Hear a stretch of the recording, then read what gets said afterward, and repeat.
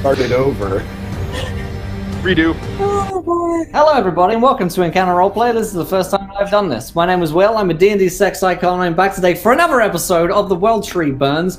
Oh boy, is it burning. And we've got everyone with us, except for City Jackson, who's running back. She'll be back with us shortly to head into today's episode filled with drugs and more shenanigans. So let's get to it. Let's remind ourselves of who we are and who we're playing tonight. We have the inimitable Dan Dillon with us tonight as our DM. Dan, how's it going?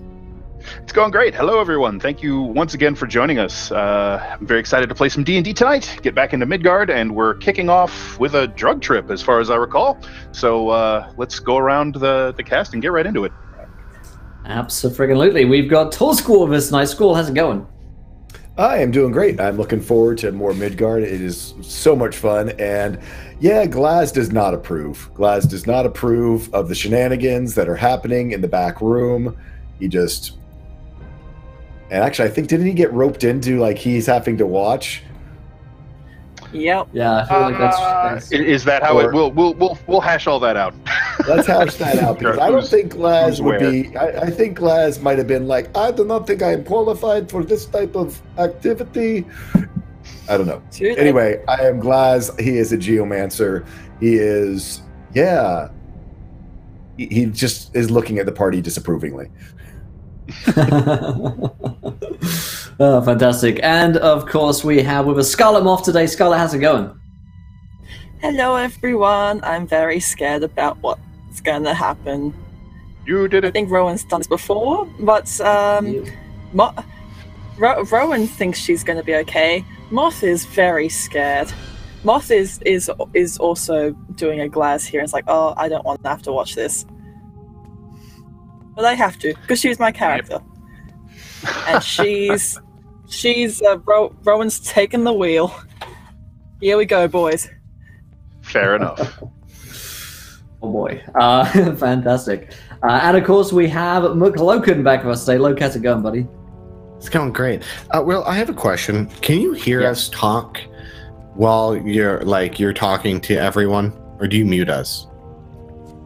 I mute you. It triggers automatically, so you're just muted to me. I could listen to you. We were talking about how much you look like a college professor, and some co-eds are in danger of your beauty. See, it's funny because the other day in the pre-game chat, Zero Dogs, he said that I looked like a Christmas boyfriend and sort of like a Hugh Grant sort of vibe. So it was the same jumper, same jumper. Yeah. So I think it's the sweater. If you were wearing if it was like a slightly higher neckline, you'd be the fifth wiggle.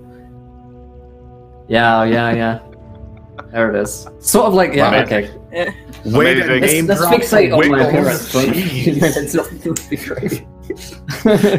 Yeah, I'm playing Gnome today, or I'm playing Cloak today, who is a gnome, because I messed up my words just now. He's a gnome ranger. I'm excited. I forgot what he was doing. I remember Glaz yelled at him, and he was like, no, I'm supposed to do something in the bar, and he was just, and I can't remember for the life of me what he was doing. And so we'll find out in this episode of World Tree Burns. Absolutely. And yeah. And so we got City Jackson on the way back. She'll be with us shortly. But in the meantime, I will be playing Riordan, the Dampier cleric, who's not really a cleric, but he is Dampier and he is a drug addict. And those things are universal truths for Riordan. He's not been having a great time of it, but it's about to get a whole lot better when he takes some drugs with his old granny Rowan, who's cooking up these batches of drugs for him to keep him on a leash, and so far it's working. But before we get into today's game, before we remind ourselves what happened last week, I'll remind you guys in chat of a couple of things. The first of which is that we're sponsored here today by koboldpress.com. So go and check those guys out. We're playing in the wonderful world of Midgard. If you want to learn more about it, go over to their website, koboldpress.com. They've got so many amazing books, materials, PDFs over there on their website, and they're always releasing new stuff.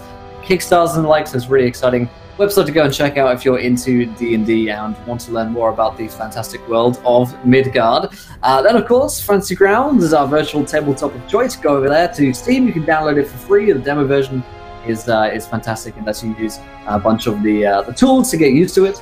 And then whalengames.co.uk, we're only a week away from Christmas, so get your shipping in quickly, my friends. Up to 20% off on the tabletop, board games, war games, and more. And last but not least is tabletoploot.com. I remember to draw the winner of the last giveaway, which was Jill Odin. Congratulations, my friend. At the end of the next game, we'll give away another set of dice as well, so you guys stick around and chat to be in for a chance to win. As per usual, we have a tweet for you guys. Yeah. Another set of dice too. Is that how it's going? We gave away one set earlier, but we can give away 2 sets. It's Christmas, right? We could give away 2, sure. In the spirit of the holidays. And there's a tweet for you guys, retweet it, and of course you can donate to the game as well. Give players net 1s, net 20s, wild magic surges, and if it's anything like the last game, give them goat gods, George Clooney as some kind of strange godfather figure. I don't know. Yeah. Have fun with it. But I'll hand over to Dan, who's looking increasingly worried. I'm just letting goat god George Clooney into my soul right now, so make sure that we know how to deal with that when it happens. All right, so what happened last week? There was some more investigation, tracking down leads on the missing individual from Riordan's cult to Morena, the Red Maiden, goddess of blood and lust. You guys made contact with the Cloven Nine, a gang of tiefling infernalists, and who are known for just all sorts of nasty stuff on the Docks Ward.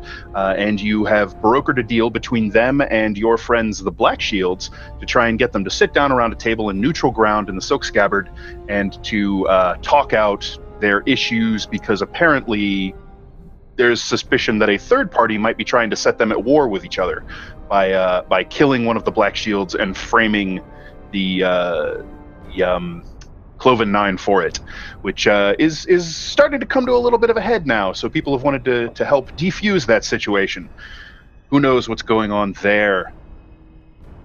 Then, I believe our Breaking Bird Ravenfolk Granny cooked up some hallucinogenic/prophetic substances and is preparing to take those with Riordan as we speak. And I guess it would also be important to point out that the lovely young woman from the book fetish, whose name was Layla, came looking for Cloak earlier that day to give him some information on somebody that might have known Phelan, the person he was there asking about that one time. So she dropped a name for you for one of the other employees at the book fetish. But let's go ahead and jump into where we are right now, which is Riordan and Rowan, probably in Riordan's room, which is just, over the course of a few months, has gotten stages more foul as life has gone on. There's dirty laundry in the corner. You can see the gleam of plate armor kind of sticking out from under some of those soiled linens. There's a candle that's been knocked over and scorched the end table and has just simply never been cleaned up. Wax spattered all over the wall and the floor. The bedclothes are rumpled. So yeah, you guys tell me how you're setting up this this happy fun time. How do you want to do this? Well, Glaz, I do unfortunately require your assistance to keep an eye on us, make sure that, as I was saying, he keeps his hands off of me and to himself, while I need some time to perhaps... I'm not sure if I'm the most qualified person to be involved in this type of activity. Let's call it an educational experience. I agree. I say the education that I signed up for. Leave Glass to do whatever it is he wants to do. Worry about girls, and we'll just get freaky in here. Perhaps. I mean, I was going to. I was hoping that Wharton might grant me some visions of what's to come with this particular elixir. So, it's just one refresh that me. Can also be used as a drug. Yeah. Where is Cloak at this point? I believe when we had specifically left off, you guys had all reconvened at the Silk Scabbard, and you sort of made your way past all of the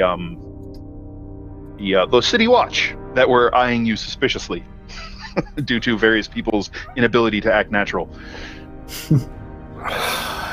No, that was earlier in the day, wasn't it? Oh, that was That was earlier. like- That was earlier. We'd ended off with you guys arranging the meetings, so you can kind of be wherever you'd like to be at this point. What time is it? Because I was supposed to go to the book fetish at 8, I believe, if I remember correctly. To You meet didn't have Eleonora. You didn't have any particular appointment time. You just know that she was working late that night. So basically, any time in the evening or night, you could go there and catch her. So this is happening about that time, pretty late, because Rowan's concoction had to cook for most of the day. Glaz is going to poke his head out of the. So I've got just the perfect thing. I'll be right back. Don't you worry. Don't you start without adult supervision. He runs off and goes over to Atson, the bouncer. Okay. So he kind of looks up from the stool that he sits on by the door as you approach and catch his eye. Massive, burly fellow. Can I pay you lots of money to not make me do something? His eyebrows creep up and he says, "Well, tell me more." Riordan and Rowan are going to take drugs in the back room. It could get freaky deaky back there, and I don't want any part of that. I will pay you 10 gold if you will go back there and do whatever they need. And I can sit here. I will watch your post. He sort of looks. He's definitely enticed by the offer of 10 griffins to just go and watch them do whatever the hell they're doing in the back room. And he kind of looks between the stairway that leads up to the upper floor where Riordan's room resides and back to you, and you can see etched onto his somewhat simple features that he's very torn, and he's like he's kind of like gritting his teeth, and he wants to say yes, but there's definitely something holding him back. So why don't you go ahead and make me a charisma persuasion check, and he knows I'll give you advantage because you're offering him 10 gold for what is probably a milk run. So here we go. You said advantage? Okay, come on. Yeah. Come on, Glass persuasion. Ooh, that's a 16. All right. So he looks over to Drajan, the bartender, and he looks at you and says, "Wait just a second." And he gets up and lumbers his way across the room. He's the kind of guy where if the crowd doesn't get out of his way, he's just going to wedge his way through like an icebreaker ship and just plow everyone out of the way. And so he makes his way over to the bar, and he can see he leans close and confers with Drajan, the handlebar mustachioed bartender. And Drajan's face sort of kind of crinkles up under his shaved bald head, and they have another kind of quick discussion, and Drajan reluctantly nods and rolls his eyes a little bit, and Atson comes back to you and says, "All right, yeah, we're okay. Tyron's out for the night, so this should be fine. Just he kind of looks you over. He says, you're big enough. Trollkin are scary. You should be able to keep everybody honest." Absolutely. So, and he holds out this massive mitt with the just calluses and scars on his palm and on the back of his hand. Clearly, he's either done a lot of hard labor, or you suspect probably soldiering of some sort or another. I hand him the 10 gold and shake his other hand, and being Stonehide, probably just as callous, just because of natural genetics, not because of of work. He shakes your hand. If you didn't have that sort of natural resilience all over your body, it would probably be a painfully uncomfortable handshake. But as it is, you can kind of weather it no problem. And he kind of chuffs you on the shoulder once, and then heads for the stairs. So those of you inside, Cloak, where are you at this point? Did we figure that out? I think I'm not too far away. I'm in the bar. Sure. So basically, I'm saying if you want to be present for these shenanigans, you may, without risking, going to see Elendora. I would probably go see Elendora and go up to Glenn and be like, hey, I'm gonna go to the book fetish because I was supposed to see the Elendora lady and see if I can find anything out about Phelan additionally. Are you taking Puff with you? I look at him very suspiciously, as I know this is a good indicator of whether he's expecting to get in trouble or not. If you remember, Puff hasn't been with us all day. Oh, she's been with D. You didn't pick up Puff? No, to give her a break and play. D needs to play with her too, right? And so D. Would you take Puff with you? I look at him I give him the old troll eye. No, I'd take her. This is not that kind of mission. I wouldn't take her to the Cloven Nines bar again, no. I'm insight checking. Cloak's a bad dad. 30-20 on the insight. Would you take Puff or not? I would take Puff. Okay. Cloak would take Puff. Because I don't think he's not doing anything shady. He's just going to go talk to Elendora and then come back. Right. Okay. Glass all right then. And goes, Be he careful. Seems to be on the up and up. Don't get into trouble along the way. Yeah, you just paid to be a bouncer for a night at a house. So good luck with that. See you later. Bye. No, I just go marching off. Okay. Glaz, you kind of take up your post, maybe a little bit I sit down. Maybe a little bit awkward, maybe a little bit excited for whatever this new thing is you're doing. I think we will. Yeah. Oh, go ahead. Is he educational experience of hard day work? He kind of puts his hands together, tries to look tough. All right. Gives the old troll eye at the door for anyone who might come in. Nice. All right, so we will drift back upstairs to Riordan's room. There is a solid sort of pounding knock on the door, and then the door opens, and Otson, the bouncer, sort of folds his massive shouldered frame through the doorway into the room and then shuts it. And he just kind of crosses his arms across his barrel chest, and he looks at both of you and he says, yeah, Glaz paid me to come and make sure everything's okay in here, so you guys just do what you need to do. Can you write notes? I need someone with a studious eye. I was hoping for a wizard, but he seems to have paid someone off. How much did he give you? That's not important. His eyebrows kind of pinch together, and he says, all right, what do you want me to write? I need you to observe what happens. I need to make sure that the effects, particularly on Mr. Riordan over here. Okay, so just write down anything I see. Yes, this would have been much easier with someone with a knowledge of magic. I'll pay you 11 gold if you go. He just kind of stares at you. I'll pay you 11 gold to go and get Glaz back.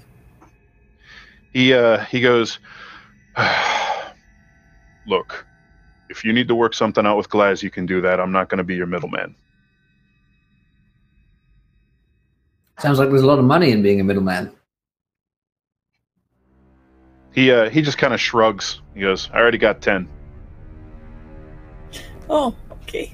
Well. Humble man. Well, I will pay someone any amount of favors, sexual or otherwise, for me to start taking drugs. Well, should anything get a bit unusual, you do seem the strong type. So, there are some rules. 1, you take notes. 2, if anything incredibly unusual should happen, such as anything magical in appearance, grab either one of us and we should calm down. 3, make sure that Riordan keeps his hedonistic, filthy hands off of me. All right. Easy enough. And so he sort of pulls the end table over. And tongue. There's... And tongue, because apparently it's not just the hands. It's never just the hands. He rumbles a low chuckle and he goes, I think I get the idea. And he pulls the end table over. He sits on the bed. So where are you guys setting up to do this? On the floor, I'm thinking. Yeah. All right. Okay. So just kind of find a place to get against a comfortable section of wall and floor, and you have the powder that you had cooked up earlier, and you've already had it dissolving in some wine. That will prepare it for your consumption. So as you get all that ready and settle yourselves in, he pulls over the parchment and grabs the little charcoal pencil and just kind of watches. I'm trying to figure out if maybe I should make a magic circle or something just for extra protection. You afraid of calling something up? Who knows what might happen. I'm grabbing him with both feet. Oh boy. Yeah, Rowan might spend a minute to create a magic circle to protect against, yeah. Okay, so you're going to cast magic circle. The unruly types. Yeah. Okay. So what is the casting time on that? Is it 10 minutes? 1 minute. Just one? 1 minute. All right. Okay. So Riordan, you see Rowan begin marking out a chalk circle on the floor around where you guys are going to sit, and she marks protective runes and symbols in both just runic and the northern tongue, and then she begins sprinkling powdered silver, ground silver dust around the circle itself. And as she chants, you can see the silver begins to shimmer in the light, and there is a rippling sort of bluish distortion in the air in the shape of a cylinder from the circle that stretches from the floor all the way up to the ceiling. And then that distortion disappears. And there's just the silver and the runes kind of glitter. They glitter like snow catching the moonlight. And I'm choosing fiends to protect against. Fiends, yes indeed. All right, so you're casting the circle to hedge fiends out of the circle. Got it. Yes. All right, so you settle into the circle, you hand a goblet to Riordan, take one yourself, and down the hatch. Well, cheers.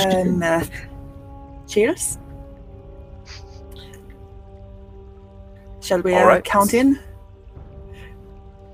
Sure. All right. So after you take the strange mixture that Rowan hands you, you make your little toast and you drain the goblets. The memory of this concoction sort of hangs thick and strangely prickly on the back of your tongue. Minutes begin to tick by with no real apparent effect until you realize that you're sort of laying back, reclining heavily without remembering when it was that you settled in so deeply and so comfortably. A warm, thick-feeling tingling sensation drifts across your forehead and your temples and down the back of your neck. Your bones feel like lead, and the thought of trying to stand or even so much as lift your hand seems impossible to entertain. You can see these small motes of light dancing along the walls of the room now, but they don't illuminate anything. They flit and curl in time with that tingling running down your face. The walls grow darker, the room dimmer, and the sounds around you become muffled, as if traveling through thick-packed wool or from underwater. Darkness. The swirling fireflies of pale light dance lazily against this endless field of black that stretches out in all directions. Silence. The only breach in the stillness that is your existence now is this barest sense of the other person seated or drifting nearby, but you can't see them. One of those swaying pinpoints of light stops and darkens. The pale white light goes pink and then deep red, a glaring point of crimson, fixed and staring. It burns into your eyes, and now you know without a doubt that the two of you are no longer alone. The light grows, flaring in pulses seconds apart. The heartbeat of light grows brighter or closer, and you can see a face within this scarlet radiance. A woman. She's both beautiful and terrible at once. Her skin is pale, almost gray. Her auburn hair is woven like a rough crown of braids around her head, with dry sprigs of dead flowers threaded through the braids. Her body is covered in the barest of linen robes. It's little more than a long scarf or a chasuble loosely belted around her waist. The belt bears the emblem of a grinning human skull, the color of fresh blood. She's curvaceous and enticing, and her presence chills you to your bones. Her linen robe was once white, but it's now spattered with stains and a spray of droplets of all sizes, ranging from a dry, rusty brown color to a sticky, dark crimson with a wet sheen. Scarlet ribbons are tied around her arms, calves, and in her hair, and they whisper and dance in a phantom breeze. Morena opens her eyes and stares at you, into you. Her eyes are orbs of clotted blood, and her voice is this barest whisper that threatens to shatter your bones with its intensity. I see you, Riordan. You are lost in darkness, uncertain, afraid, alone. Her face was a mask of this warm compassion, suddenly hardens, and there's a razor steel edge of her voice that grates along your ears. Do you think you've turned away from me? Denied me your devotion? You know better.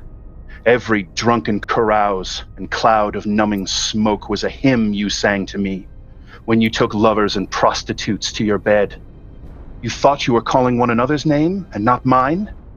Every drop of spirits that drowned a tear, every fevered touch in the dark that briefly filled the emptiness, every deep breath that carried away your sense, all mine, Riordan Osgray, all for me. I blessed your blood that you might do great things on the face of Midgard, and you will serve one way or another. The Red Maiden's face once again softens with care, and her voice becomes soothing and disturbing as it was when her first words came to you. But I am not without reason, Riordan. The time fast approaches when you must make a choice, to choose how you will serve me. Will it be in faith and leadership, as you so eagerly did once before your heart's light doused? Will it be as the tip of my bloody spear, driving vengeance into the heart of my enemies and those who would see my work destroyed? Or will it be as one of the husks, a mute symbol of my power in death to inspire those who follow behind you? I will bend you to my will, Riordan Osgray, or I will break you. The choice is yours. The flaring crimson light that surrounds the goddess slowly begins to recede, and her image shrinks back. Or perhaps she moves impossibly far away somehow without ever seeming to cross that intervening distance. As she fades, her clotted gaze shifts and fixes upon Rowan. Though the Rune Father and I sometimes clash, we are united in this purpose, and he bids me to tell you that he is well pleased with you, Shade of Hugin and Munin. A gift on his behalf. She stretches forth one hand and points. A single drop of blood wells up on her fingertip and slowly drifts across the darkness toward you. The drop touches you on the chest just above your heart and vanishes. A shock of icy cold runs through your veins, and then Morena is gone. The swirling starlight fireflies drift together. The light slowly grows and blots out the darkness, and then all is white, silent. And then you blink, and slowly your vision of the room begins to resolve out of that glaring whiteness that washes out not only your sense of being and vision, but also dulls your hearing. And you come back to yourselves, seated in the room, sort of resting back on your elbows or just sprawled on the floor inside the circle. You can see the shimmering of the magic still around you, and your breath is coming in these sharp, quick gasps from the aftermath of this encounter. And as you look around the room, you can see Otson over at the table just kind of watching you guys, and occasionally you can hear the pencil scratching on the parchment. You still have very much still have a head full of whatever it was that Rowan created for you. So you find you're very languid, very relaxed, very mellow. It's very difficult to move, difficult to focus your thoughts, but you at least come back to yourselves and your sense of where you are and what you're doing. What the hell did you give me? Well, I said it wasn't quite a joke. That wasn't a hallucination. It's awful. Was it as bad as last time when you got lashed? No. Far worse. What, because you were talking to my mummy, dearest? Ugh. Is any of that real? Hi.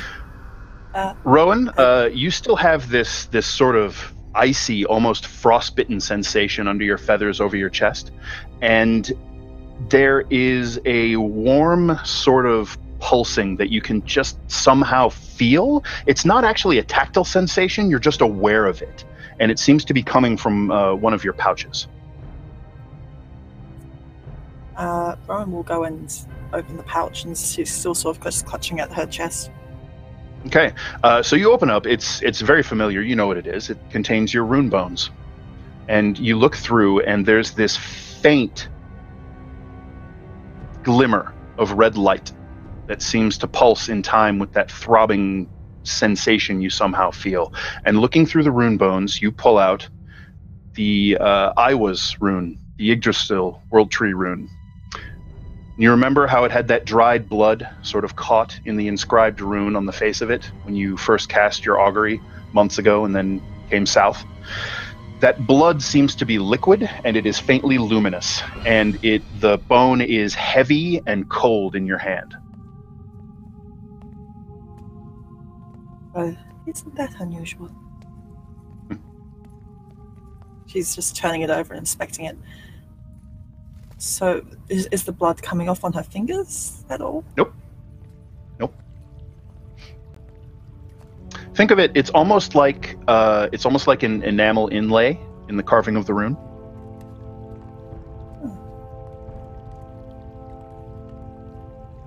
Well, then it seems that you got chided while I got rewarded.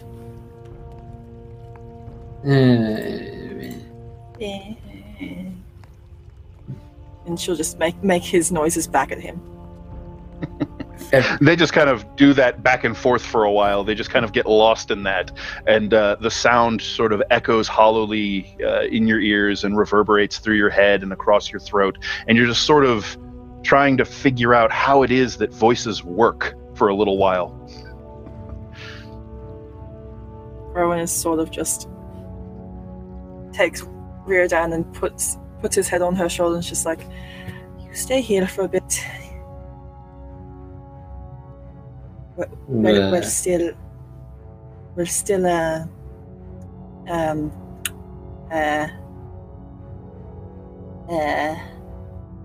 not going to talk for a while.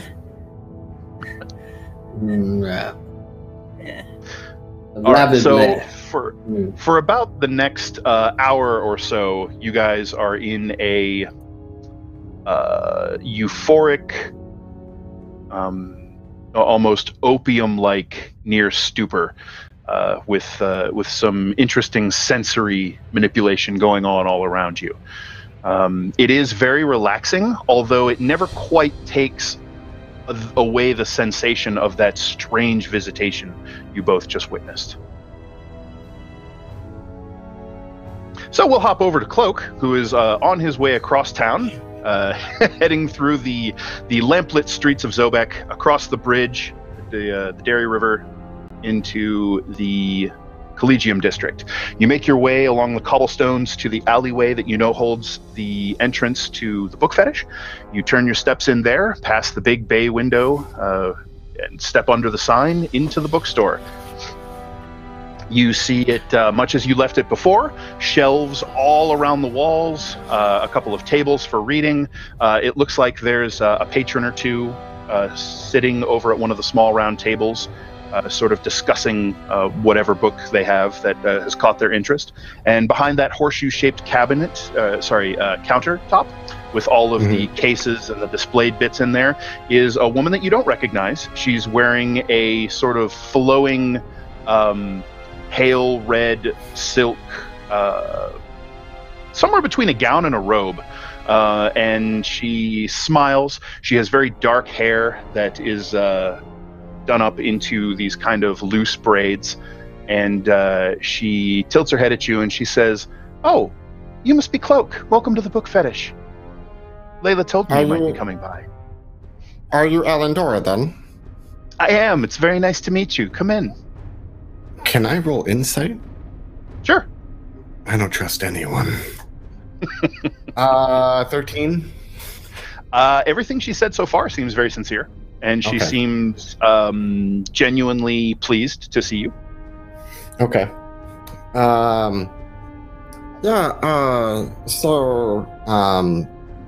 How far away are the people in the other room, or in the room? Oh, I mean, they're probably 20, 25 feet away. Because it's sort of one large room.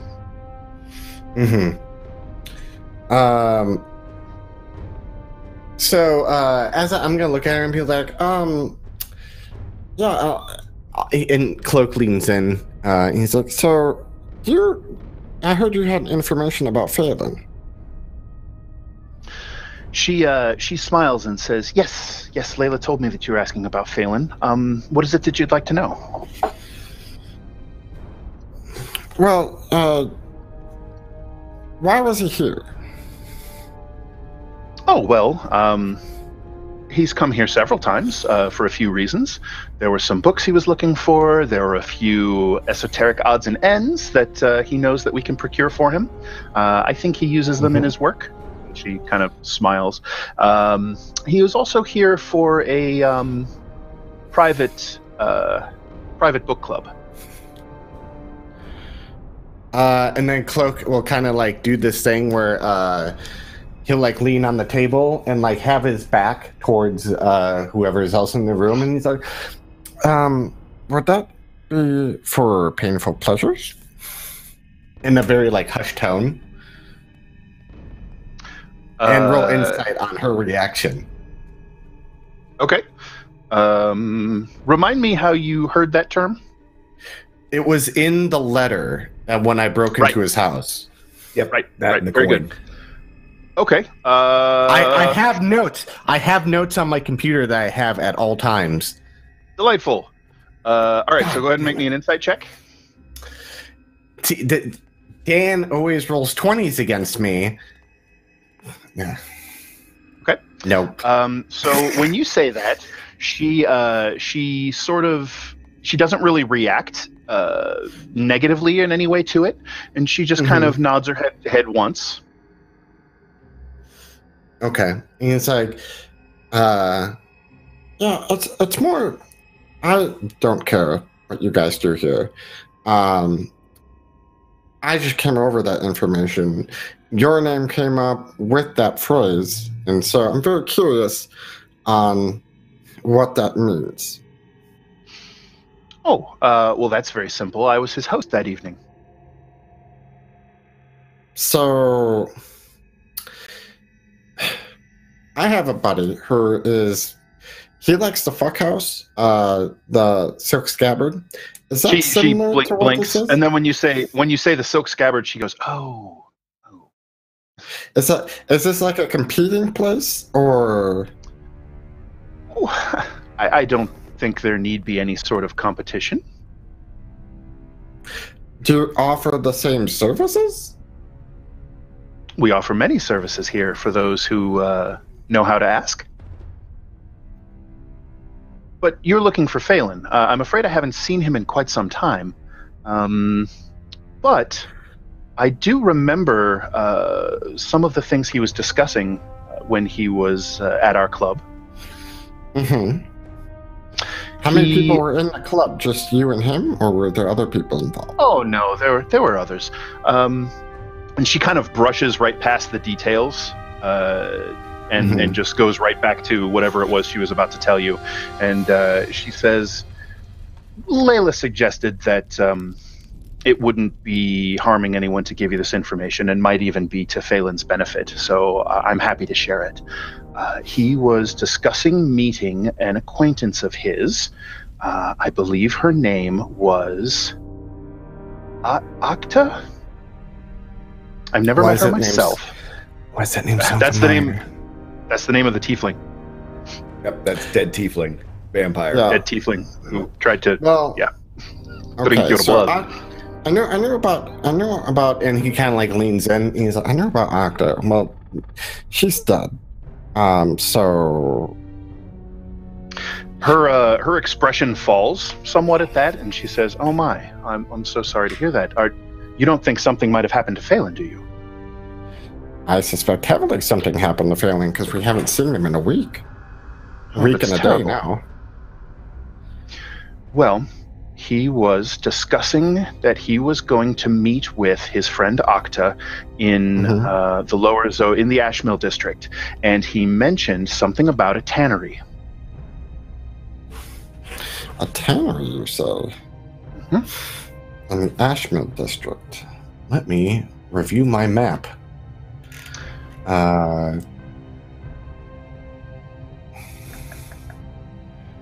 There is no tannery in the Ashmill district. There is not. I'd have to find it. Okay. And how long ago was that, per se? Oh, well, I suppose it was not quite a week at this point. Okay, so maybe... Or perhaps it's a week this evening.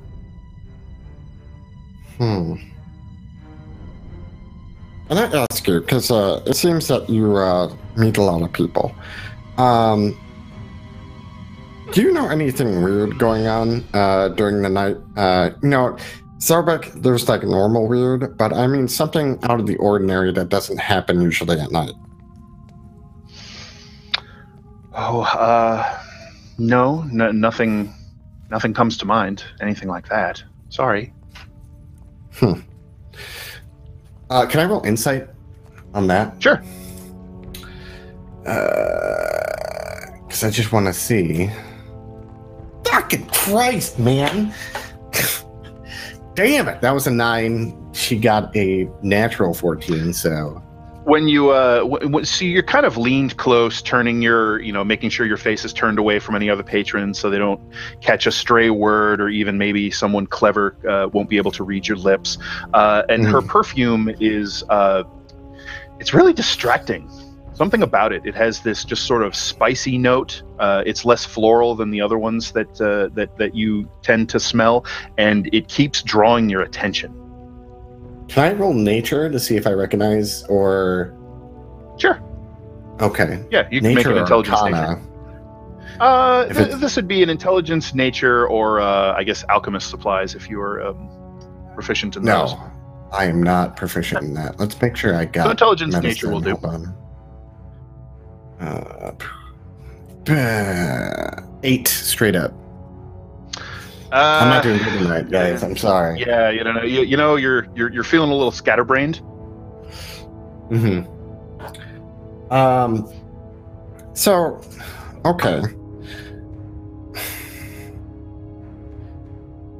He's looking, and he's like, so, I'm confused about what services, though. So,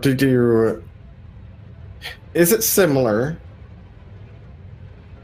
to the silk scabbard, or is there a wide variety that you guys offer? You just have to know what's on the menu? I'm stupid, so you have to really give me a break. I suppose I could say it's a little of both. I feel like I would be remiss if I were to handle this particular conversation. Perhaps you should talk to Layla. Okay. So, actually, one more thing. What ingredients did Phelan always get from you? What was the last set of ingredients he got from you? Oh, well, that should be simple enough. I think we still have some of it. Come over to the other side of the cabinet, if you would, please. Okay. And then you just So she leads you kind of around the other side of the horseshoe, and she starts pointing a few things out in the case. Some of them seem simple enough. They're just kind of rare herbs and flower blossoms. A few of them have some serious aphrodisiac properties. Okay. And you suspect that an actual skilled alchemist might be able to do interesting things with it. Yeah. So, follow-up question. I don't know if you know anything about this, but do you know what drugs are popular in Zobek? Or what currently is popular? Well, I suppose I've heard a few things, and she kind of gives you this sly look. As all entertainments do, things rise and fall in popularity. Recently, with the difficulties in getting hold of a Kori blossom, it has the demand for that has gone way up. I hear tell that people are starting to spend double, even triple the price for a Kori blossom. How much is the Kori blossom usually? Oh, well, it's fairly rare to begin with, so a single usage could fetch upwards of 15 to 20 gold pieces. It's pretty good. Okay. So, with the supplies he was getting, and I don't know if you would know this, would anything that's popular as a drug be kind of consistent of what ingredients he was purchasing? I'm afraid I'm not particularly knowledgeable about how all of these such things are made, but he was an alchemist, and I know that he did purchase various ingredients here for his experiments and his concoctions. Okay. The Cloak is a Kori blossom is one thing we can't get, though. The supply of that was very singular, and I don't know much about it, unfortunately. And that's one of the main things he wanted? Well, no, you asked what's popular, and that's okay. Quite in demand. Okay. So he would get the list that what the last ingredients that he got because he intends to go show Glaz. And see if Glaz can piece anything together. And he's like, well, okay. So wait, when's Layla going to be back here? Well, I believe she's hosting some private meetings, private club meetings this evening. So perhaps tomorrow or the next night. Okay. Yeah, I want to see, because I want to know. It looks like I'm going to be in Zobek for a while, so just wonderful. I just want to see, especially sometimes I take jobs up for the Brotherhood of Alchemists, if that was their name, doing odd jobs, getting supplies. So, I mean, maybe we can work out a deal of some sort, but that'll come later on. But thanks for the info. I hope it helps. Well, I'm worried about Phelan now, given what you've told me. I hope you're able to find him safe. Yeah, me too. It's been difficult, but especially with his partner dead. So that's a whole nother thing. But she, her face kind of falls and she settles back a little bit, and she kind of chews on the corner of her lip in concern, and she says, well, at any rate, we're open at dusk every night, and so we can see you here anytime. Yeah. Okay, that sounds good. I'll stop by periodically and see how what we can do or work out, but I just recommend be careful walking around at night. It's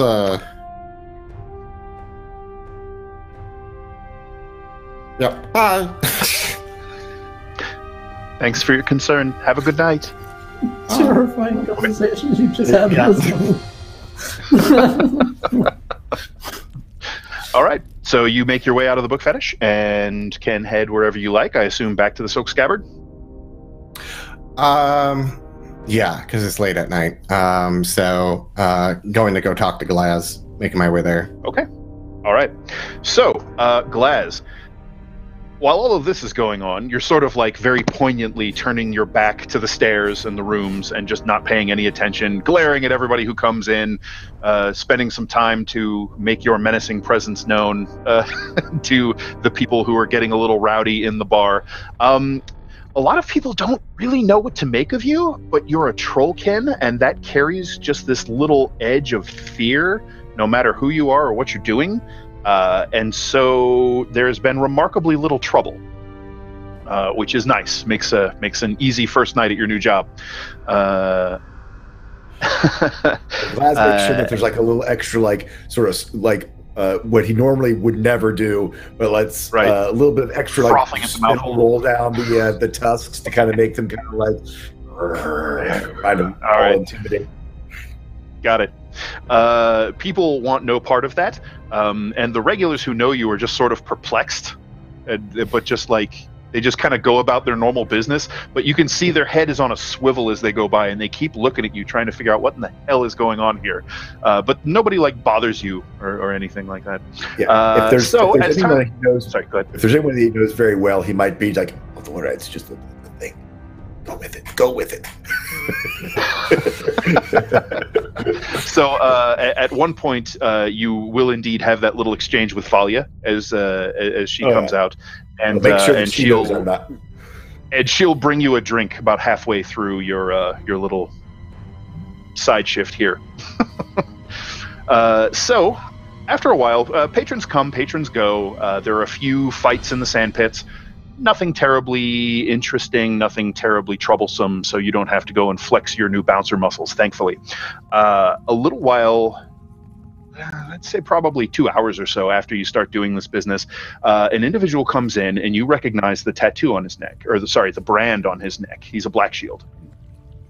And he kind of does a double take when he sees you, and he kind of steps off to the side and says, brought some word for you from Frick. You and your friends. Yes.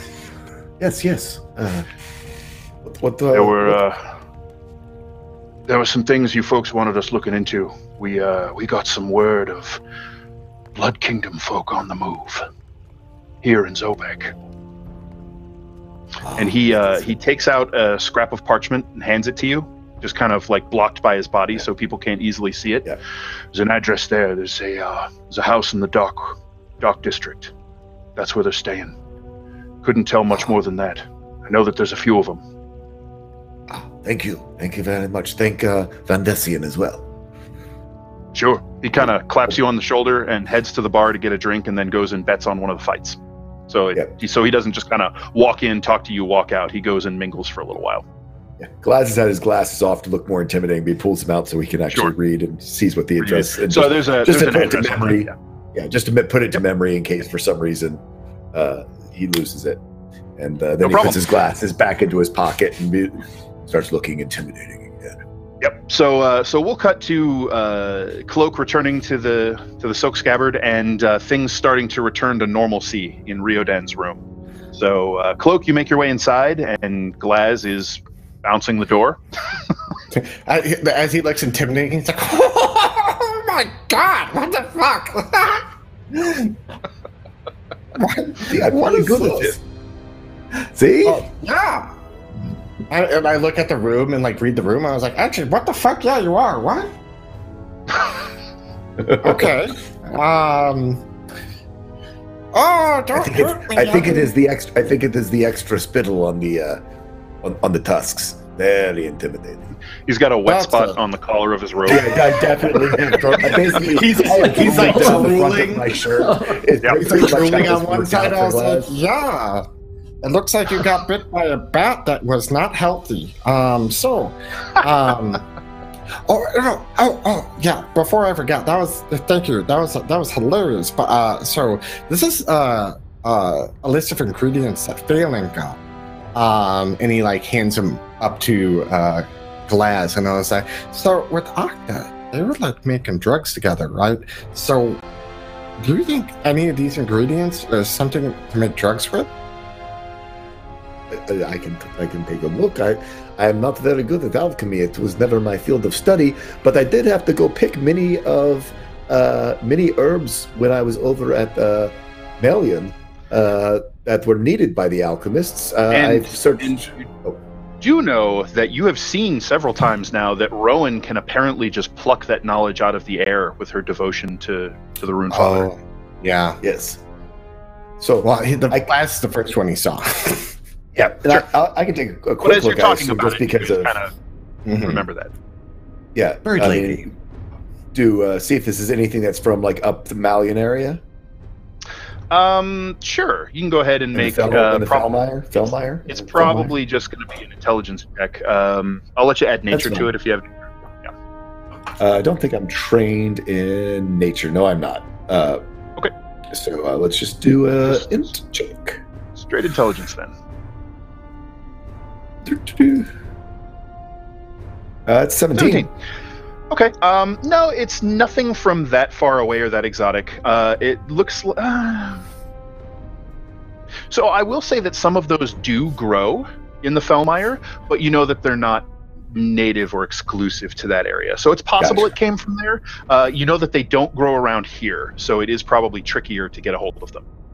Gotcha. Well, I mean, this was something that, in fact, alchemists that I would sell for profit of the Felmire. Absolutely. Okay, that we had to go gather. So a few of those you recognize as having applications in some more amorous pursuits, but as well as some medicinal properties as well. So pretty basic stuff here. It is used sometimes for love potions to, get a extra. As Rowan would know, like extra long evening worth of satisfaction at a place establishment such as this. And if you wanted to woo a woman and have her get a little more extra hot and bothered, there's some of that in there. But this is not anything like this. Isn't the handle with care type stuff that I was familiar with. Is there something? Perhaps there's something on the list that is missing. Was there something that they did not have in stock? The one flower that I can't remember the name of now. A Cory blossom. A Cory blossom. But they said that was in high demand. But not necessarily that he was looking for it. That was just some information I found out. Huh. So but it is a flower, in fact. Yeah, super rare. Glaz, you remember that was apparently the specialty of House Zealous. I had it in my notes. I was literally about to go there. There you go. I actually put it together once. And in fact, if you recall, our Van Dyssen had mentioned Dervan Solzeg, who is a servant of the Zealous family. And they deal in botanicals and spell components. So perhaps that is something. That's not the guy we killed, is it? No, it's Savrin's who we killed. Sorry, just double checking. Savrin worked for the guy. No, like the guy that hired the Black Shields originally that Thrick was following. You guys killed him at Castle Shadowcrag. He was one of the cultists. Right, Dervin was no. We've killed Dervin, or is Dervin? Yay, simply! Oh my God! Kill it, Jesus! Hey. You turn around and suddenly Tilly is just looming over you, Cloak. Yes.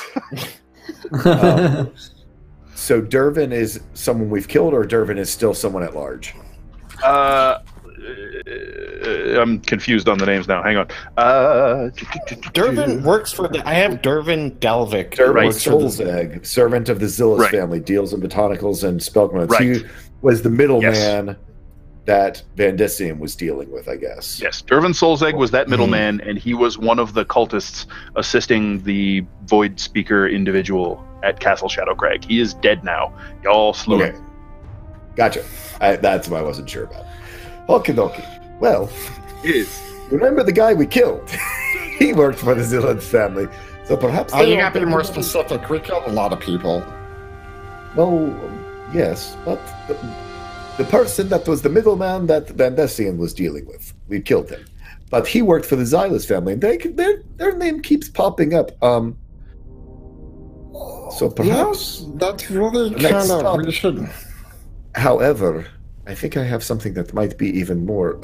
Tilly, join us quickly. Shh. We're having a powwow while they're off doing things. You can bring the beer over here. He's the bouncer, so you're fine. All right. Excuse me, Connector. Excuse me. Sorry. What were you talking Yeah. So Tilly, as you come over to where Cloak and Glaz are sitting, and where they are sitting is by the front door. This is the place where that beefy human with the tattooed arms usually hangs out.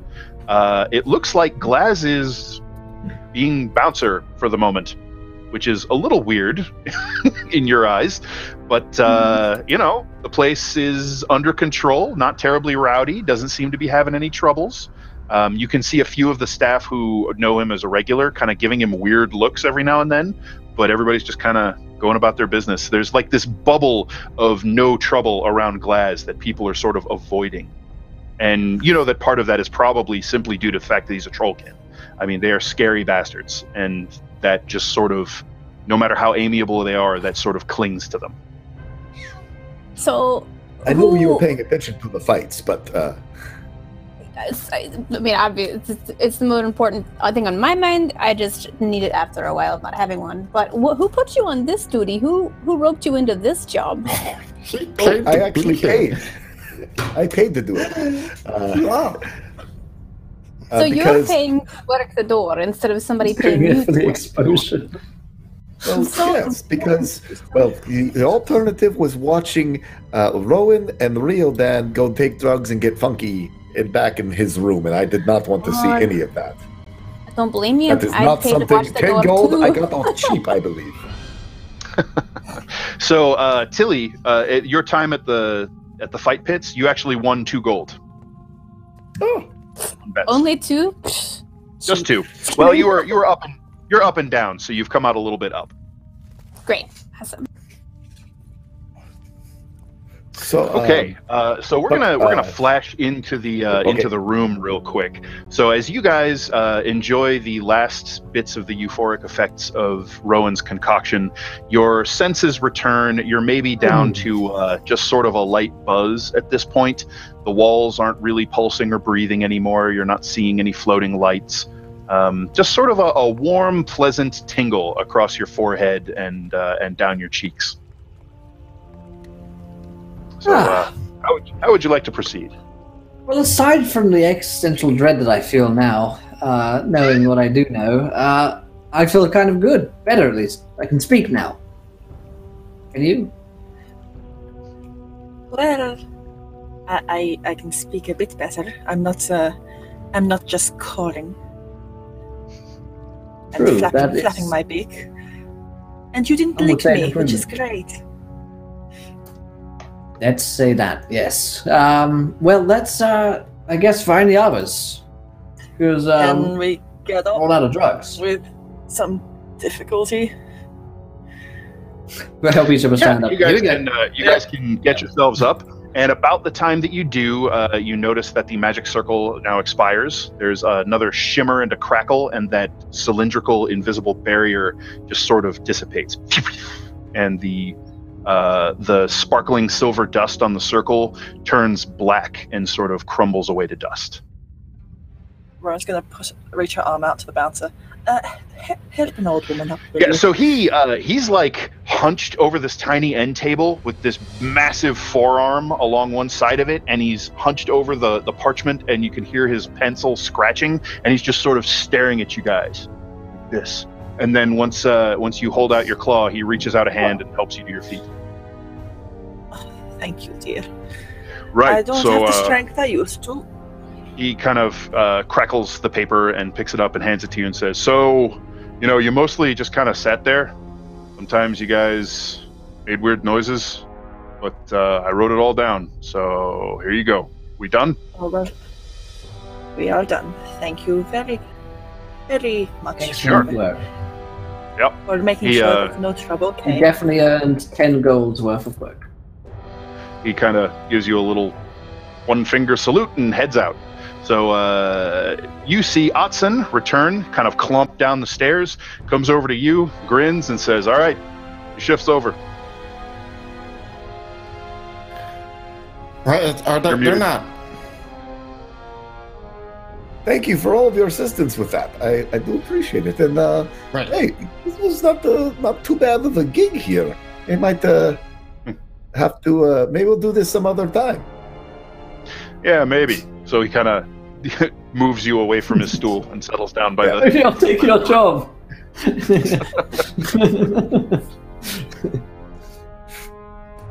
Today, Glass gets a job. So as you guys kind of drift away from the front door, you can see that Otson is, he's got kind of one hand in his pants pocket, and you can hear the faint clink of coins, which is probably all the gold you just gave him, and he's sort of eyeing many of the pleasure workers who are walking by, sort of speculatively, and he's leering a little bit. Can I roll insight on that? Good. Sure. I don't know why he's he looking at them shadily? Right, buddy. Oh, okay. I thought he was looking at them shady like he didn't trust them. No. Okay. Kind of hungrily thinking about dumping his earnings back into the establishment. Oh, okay. Nice choice of words. But anyway, So you spend an hour in a room with Riordan and you're exact same thought level as I am. There you go. That's on the same wavelength. Perhaps now. we should get the whole group together. I have news from Vandasia, but we probably should talk about it not here in public. We'll go up to Riordan's room. So give me one moment. He goes to the bar. I need to brace myself. Gets a mead. Sure. No problem. It's more so that he can keep looking like he's drinking it, so he doesn't have to smell the smell inside of Riordan's room. It is a little ripe. All right, so you guys head up there. I mean, you did months ago. No, I guess it was more like mead. It was more like a week ago at this point. But yeah. Rowan's in quite a jovial mood now, so is starting to clear up the remains of the magic circle and is just sort of happily prestidigitating everything and making the bed and is. All right, so you guys come in and Rowan is cleaning Riordan's room and he's like directing from over by the door. I thought she was still hot. Are you nesting? You're gonna want to get the grease out from underneath the bed sheets. Don't know how it got there. Don't ask. Well, Rowan, why are you picking up his dirty clothes? What are you doing? There's a light film of oil over that mirror. Oh, hello, guys. The room was in a bit of a state, so I thought that maybe I should actually clean up and get this place looking like it does. It is befitting for the chosen of the Red Goddess. Oh, we're just cleaning up after we did all those drugs together. It wasn't as bad as he makes it sound. It was a lot better. Though maybe he does seem like it was. He made it sound like it was worse than the lashing, mainly because he was chided by his goddess. Yes, come in. I must tell you. We met Mirena, and she gave me a gift. And no. I hope not. But Raz, come look, and she'll show him the hours stone. Oh. All right, so yeah, she shows you the World Tree rune, and you can see that the where that dried, crusty blood was once sort of stuck in there. And Tilly, you can see the difference as well. It now has this luminous red liquid blood in the inset rune carving, but it doesn't ever pour out, and it just kind of glows from within with this very faint red glow. So, do you know what it does? Is it empowered? I have no idea. A rune. So I mean, holding it, blood goddess. Holding it in your hand, Rowan, you can feel this almost faint heartbeat pulse from it. Ooh, well, that's unsettling. Most of my knowledge comes from the arcane, but the arcane can often identify even the magics of the divine. Would you like to give it a try? As you wish.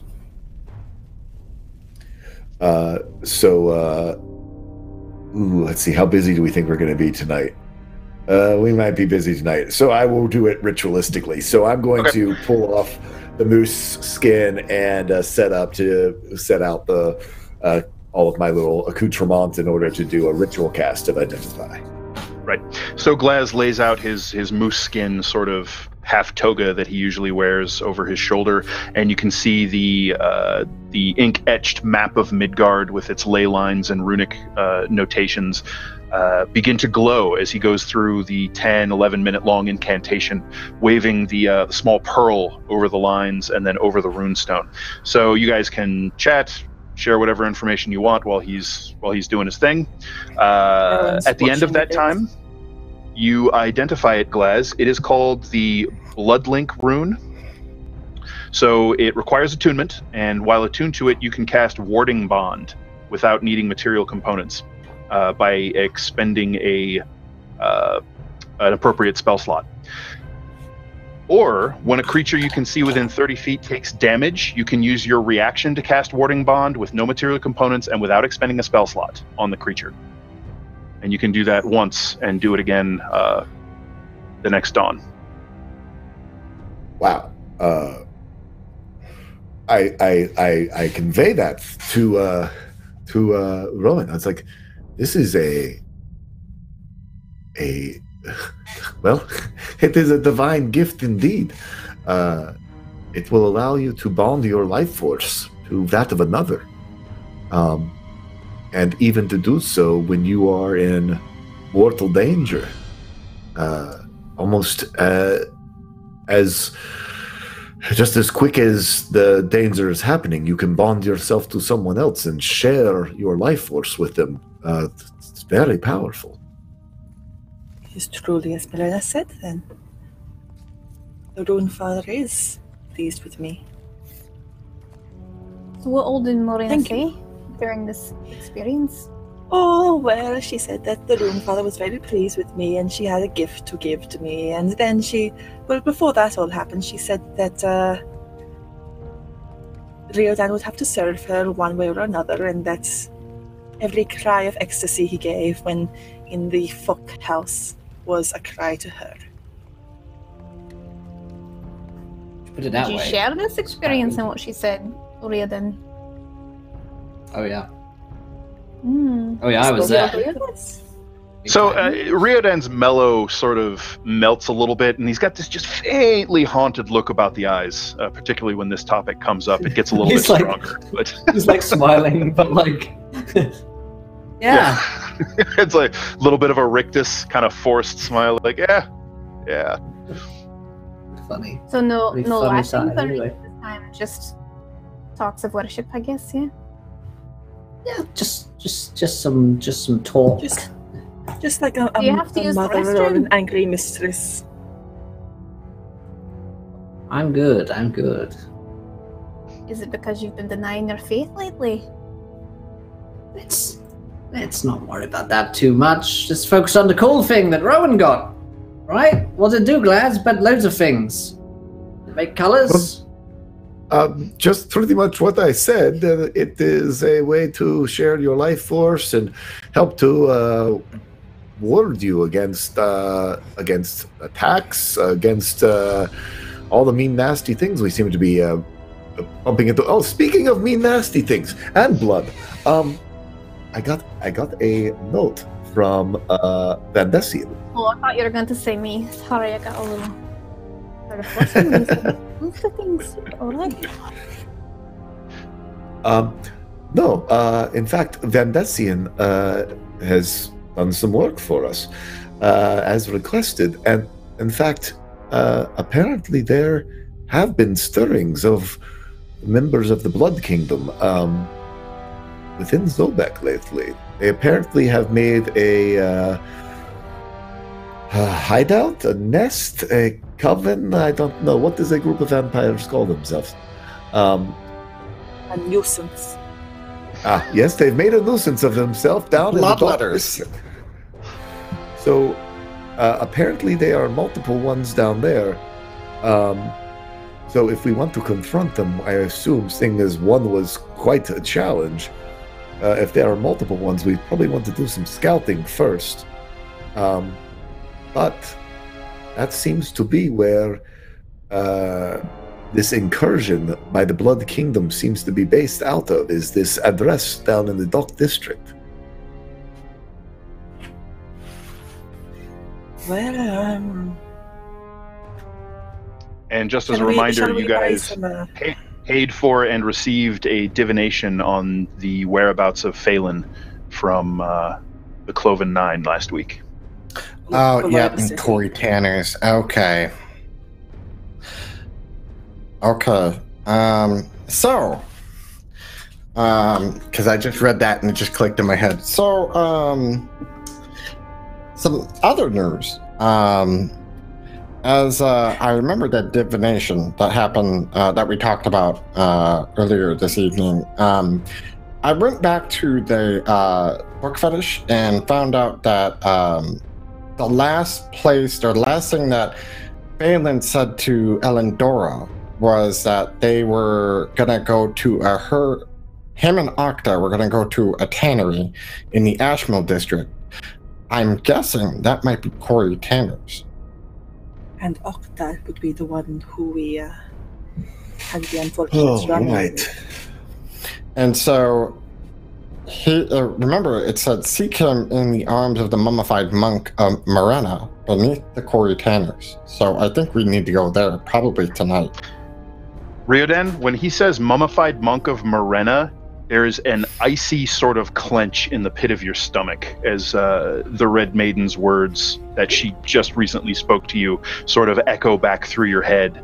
And when she was talking about making a choice and serving her one way or the other. And the reference to whatever the hell that is, it causes this sudden sourceless dread. Love that. So we are to stake out some vampires, or we are to possibly stake out more vampires. Fantastic. Ah. Do they make garlic bread at this establishment? Yes.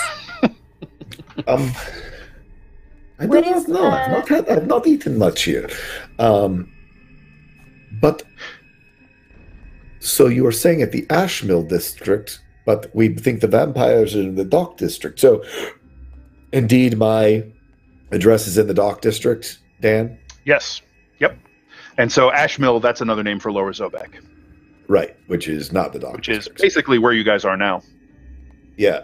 So I think the question is vampires or this mummified monk of Morena.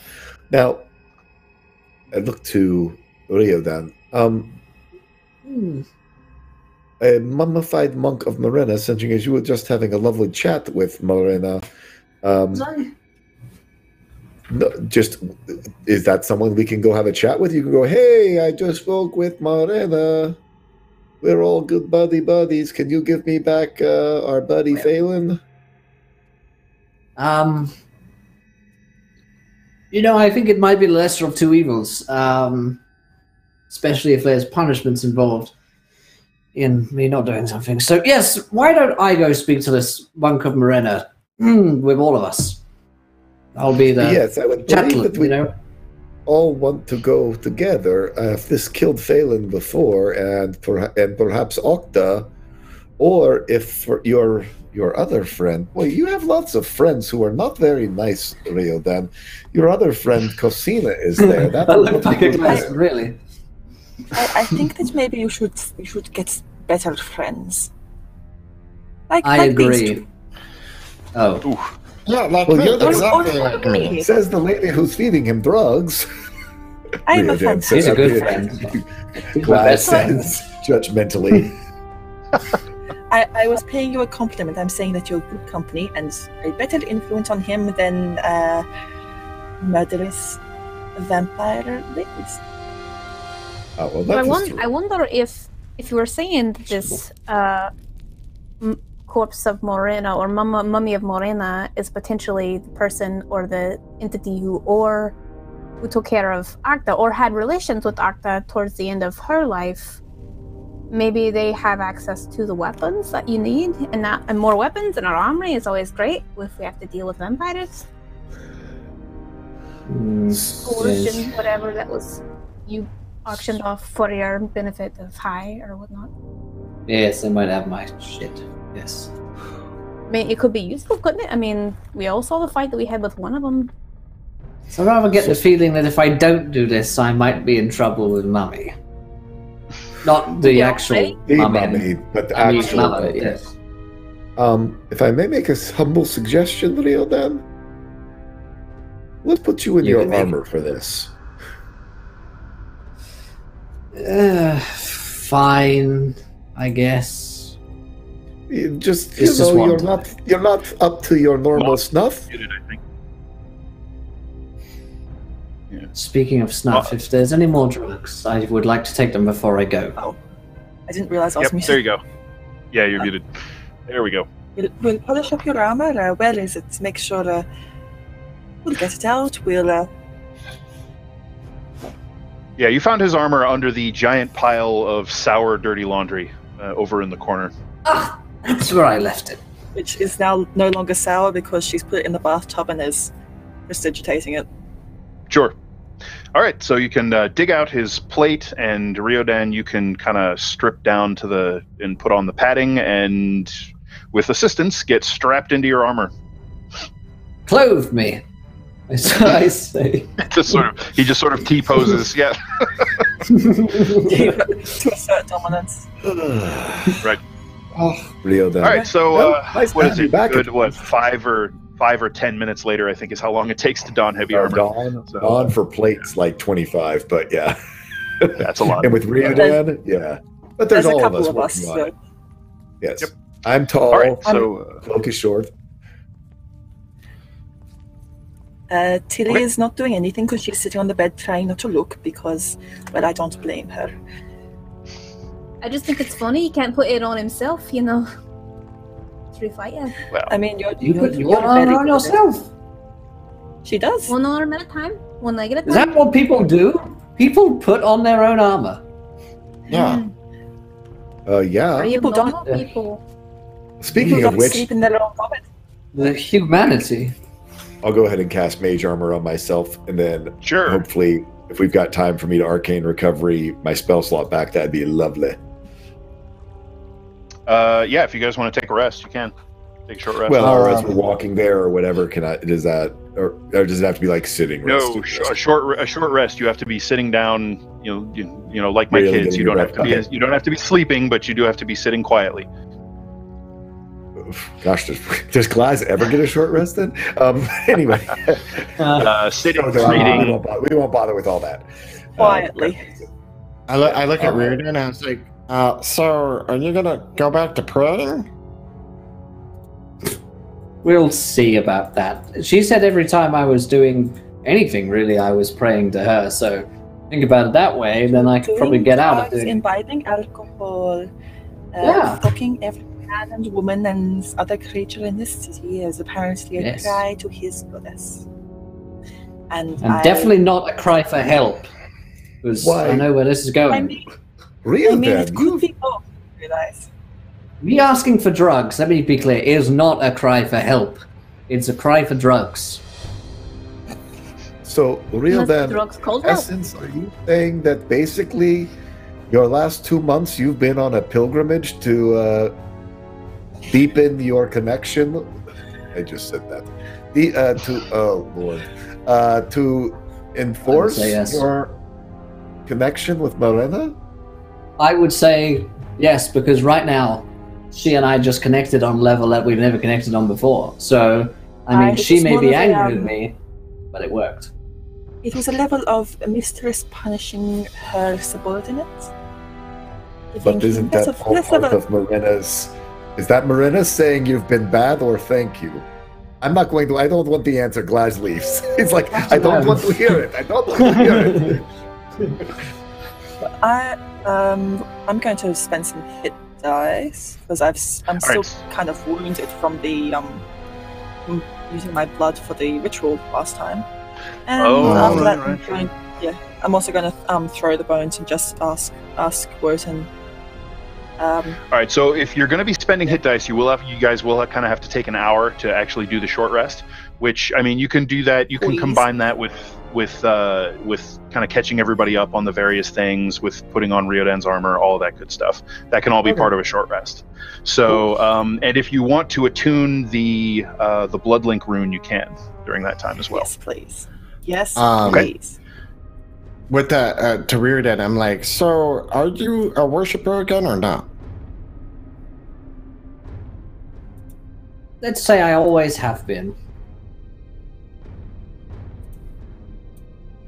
Okay, so, and then Cloak, his hands would like emerge from his under his cloak, and he would like take your hand and like grasp it and shake it, and then let go, and then you have an amulet, a Morena in there, a Morena.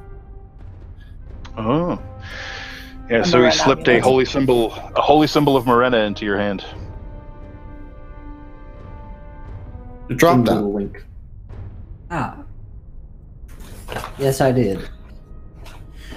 Dan, I'm just looking at my sheet here. Have we had a long rest since the vampire fight? Oh, yeah. Yeah. Mm-hmm. Okay. I thought we had. Yep. Yeah, otherwise I'd still be super exhausted. Oh, right. You guys finish your short rest. Rowan can recover from her bloodletting and attune her new item, and you guys can head out to wherever you're heading. So where are you heading? The tannery? I think the tannery. Okay. The mummy. Yeah. All right. I'm glad we'll sort of look at Tilly and go, you brought up a very good point. It never occurred to me that is Cosina actually the mummified monk? Huh. Or is it two different people? I'm interested to see how this all susses out. Tilly, not really knowing that she made that insinuation, is just like, hey, yeah, I just thought maybe he needed a weapon or something, and maybe this person's got it. Whichever one of them, or both of them, or one of them, or any of them, and just keeps walking. All right. So, you guys, I believe... Let's see, did you have a specific address? I mean, you had the name of it. It won't be too hard to find. So, Cloak, you're probably the one guiding them on this little endeavor. You've been spending the most time in and about the actual wider streets of Zobek, so you probably have better lay of the land than most. So, you guys make your way down Lower Zobek toward the river. Maybe kind of following along the reach of the Cobalt Ghetto, where its walls reach toward the river as well. And so there is a large block of buildings densely clustered together, not too far, kind of in this corner between the Cobalt Ghetto and the river. And you spend your time poking around the streets and alleyways there, and you find after a short search a building that is, it's 2 stories, but the second story seems small, almost like an afterthought, sort of built up on top of the sort of wider first floor, and the windows are boarded up.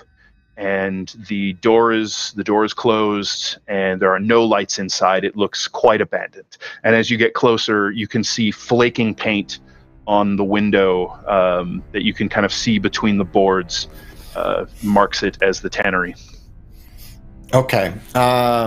So, and these streets look pretty abandoned. Like we don't need lights, so we probably don't have lights on. I would not tell anyone if everyone tried to strike up a torch. I'd be like, nope.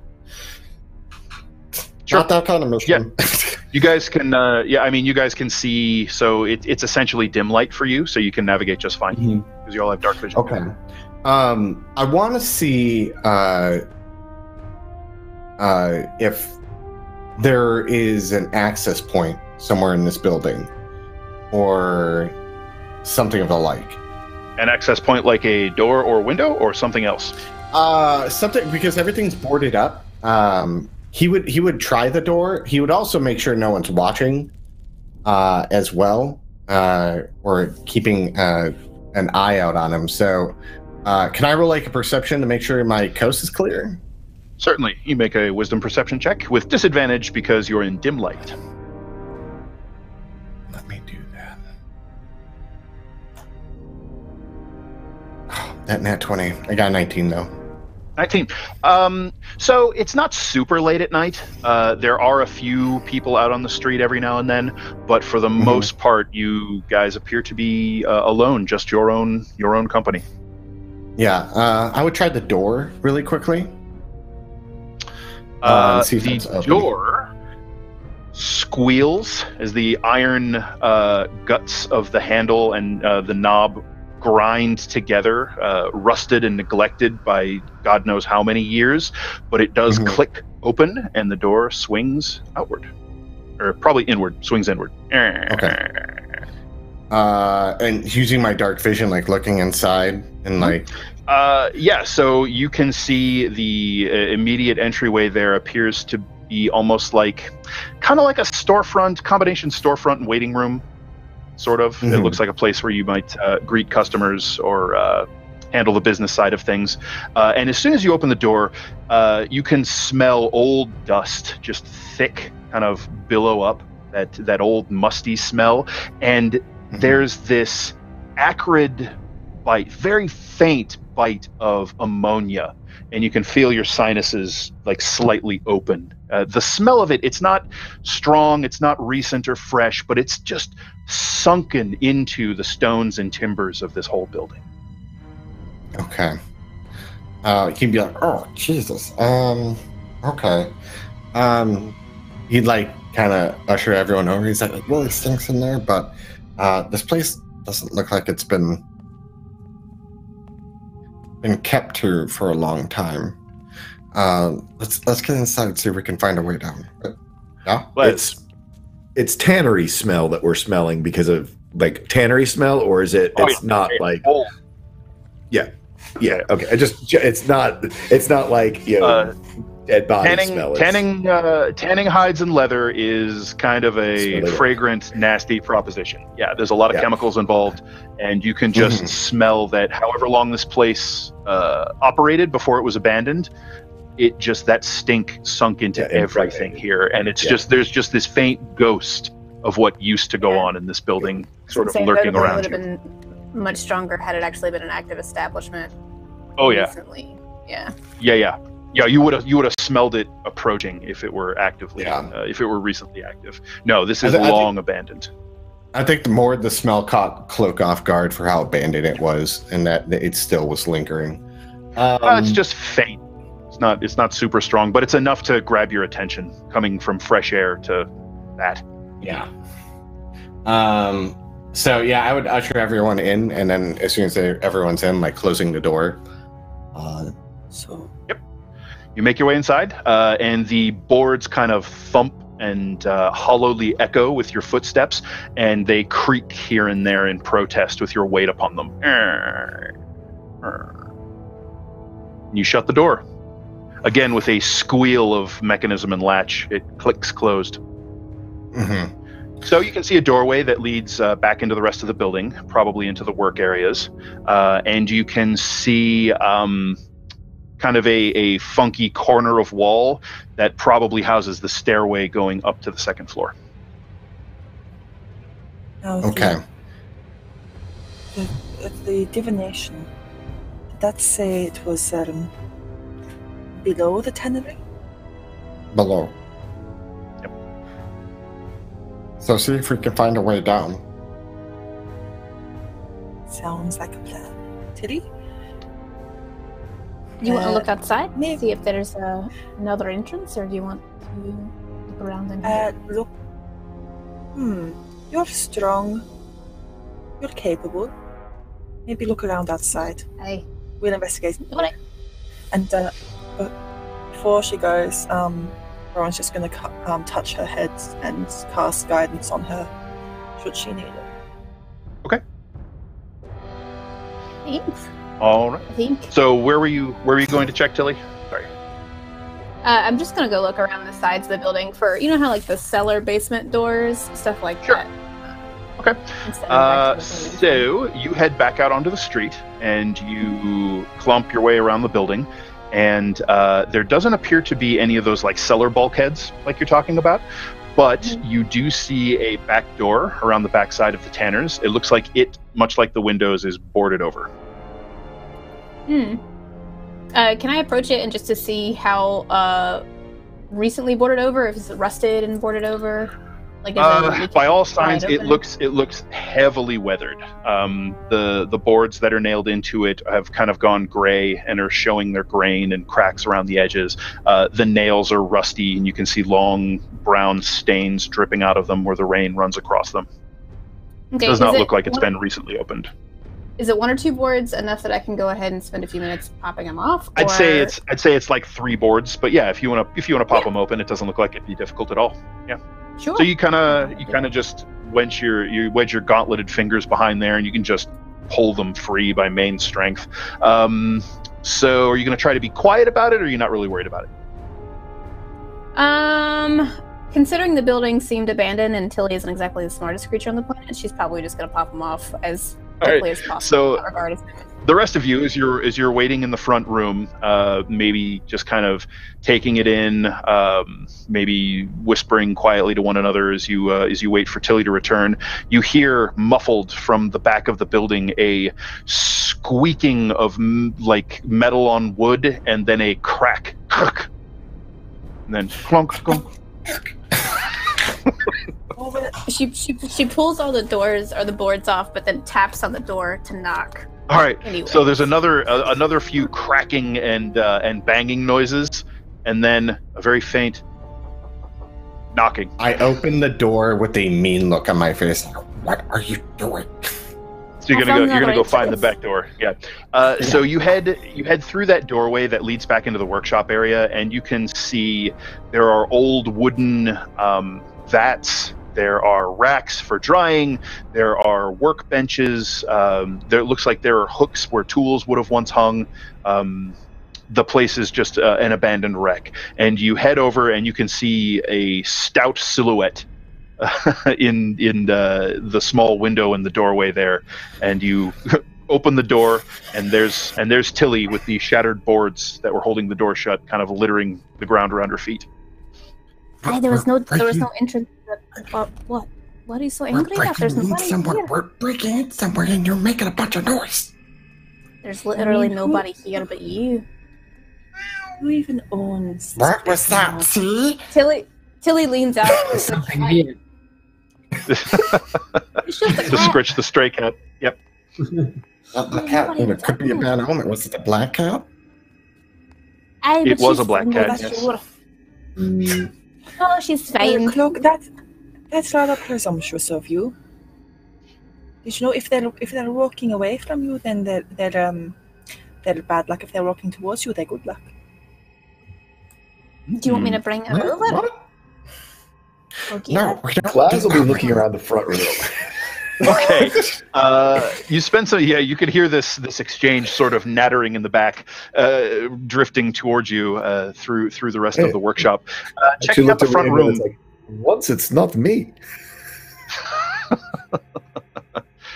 All right. So looking around the front room, there's really nothing here. It looks like there's some old threadbare furniture where customers might sit and wait, or might have a discussion with the people who once worked here. It's dusty. It's nasty. There was probably a roof leak at some point. It smells mildewy and mold. Yeah, there's nothing of interest in here.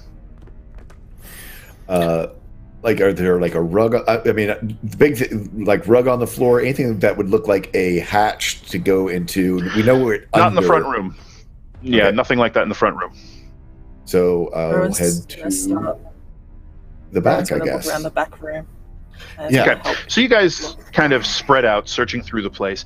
You find the stairs up at that odd little bit of hallway that lead up to a second floor. And then so around behind that stairway in the workroom, you find another door that opens to a set of old wooden rickety stairs leading down into darkness. Well, here I go. But before we go, let's all make sure we're going down together. We don't want anyone being bitten or killed. You know. Okay. Yeah. Well, I will always be very careful. Can we lean over and see how old and rickety the stairs look, just in case we're not wandering down them? Sure. I mean, they look old. You can go ahead and make a wisdom perception check with disadvantage.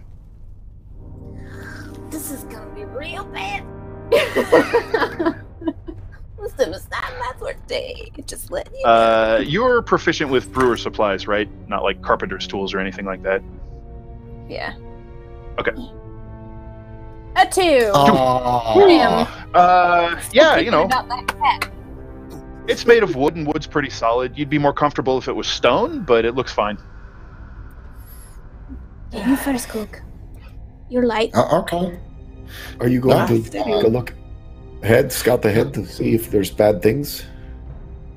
Yeah, that's what I'm gonna do. So he would start. He'll like put his like foot down and then kind of like gauge its weight a little bit because he doesn't know how old it is. But he's more. Sorry. Yeah, go ahead. No, but he's more like looking around and seeing if he sees any movement down there or any kind of. So it's really all you can see is the stairs leading down to a landing, and then it takes a turn to the right, and you can't really see anything there. There's kind of old, crumbling plaster walls on both sides of the stairs leading down to you, and you can see there's a lamp sconce down on the landing, but it's long dead. You set your foot down onto the stair, and it gives a soft little squeak, but seems to hold firm. Okay. I'm gonna try to stealthily go down the stairs. Okay, go ahead and make me a dexterity stealth check, please. 19. I rolled a 14. Apparently. Ooh, nice. Okay, so you kind of swirling your cloak around yourself, shift your weight down onto the stairs, and very carefully picking your way down onto the stairs, testing it very gingerly to see if it's going to creak or groan as you shift your weight, and you make your way down to the landing. The rest of you, Cloak, pretty silently manages to descend the stairs. As you get down maybe the bottom quarter of the staircase, you smell something. There's that faint, acrid chemical smell that's been pervading the whole place, but now it's the just metallic tang of blood. Stronger. Fresh being a relative term, but yeah. Okay. Coppery. And like, when I look around the corner, do I see anything with my dark vision? So you look around the corner and you can see that there's a small recessed niche and then a door with no windows or anything. You can crack that open if you like. Yeah, still being stealthy. Okay. I want to see if anything is coming out of there. Yep, no problem. You very quietly open the door. It gives a little bit of a squeak because of the age of the hinges, but not particularly loud.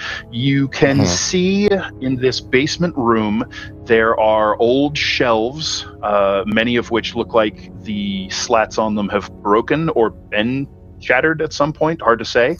And you see like empty crates and other sort of small containers. With a quick glance. Nothing moving in there, or you do not see anything moving. Nope, you don't see anything moving. Okay. Quiet as a tomb. I would kind of stealthily go back and be like, "Okay, come down the stairs one at a time," and then slowly make his way back to the door. I'll go in the middle. Sure. All right.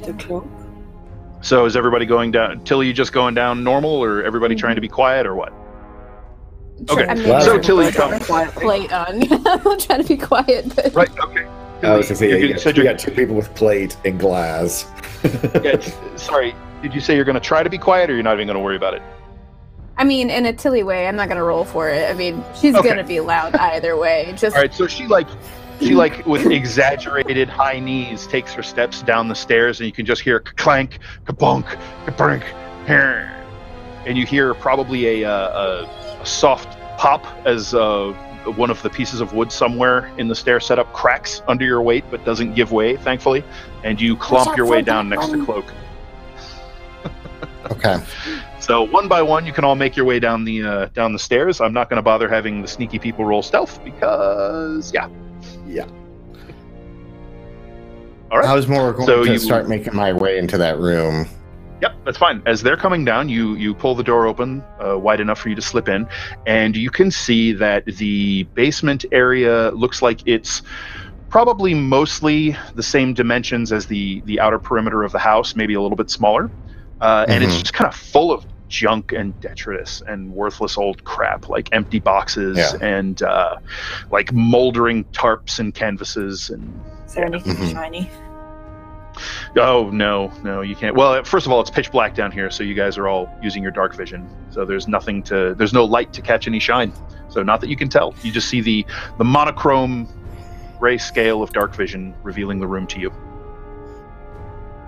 So one by one, you can all make your way down and join Cloak. Yeah, Glaz? Glaz would like to take out his Lantern of Revealing and take it down to just the bullseye, because I believe we said that it can be acts as a bullseye lantern. It's like a hooded lantern. Yeah, so I will take it so that I'm not putting out lots of light, but that has the heart of flame inside of it, and see if I'm able to just sort of shine some light around in this downstairs area. Couple reasons: one, to see a little bit better, and the other because it reveals invisible things. Okay, so you're activating it. You're activating the revealing property, yeah? Oh yeah. Okay. All right. So I believe you're having the light down to dim. Is that what you're doing? Correct. Yeah. So I've got it down to the dim light and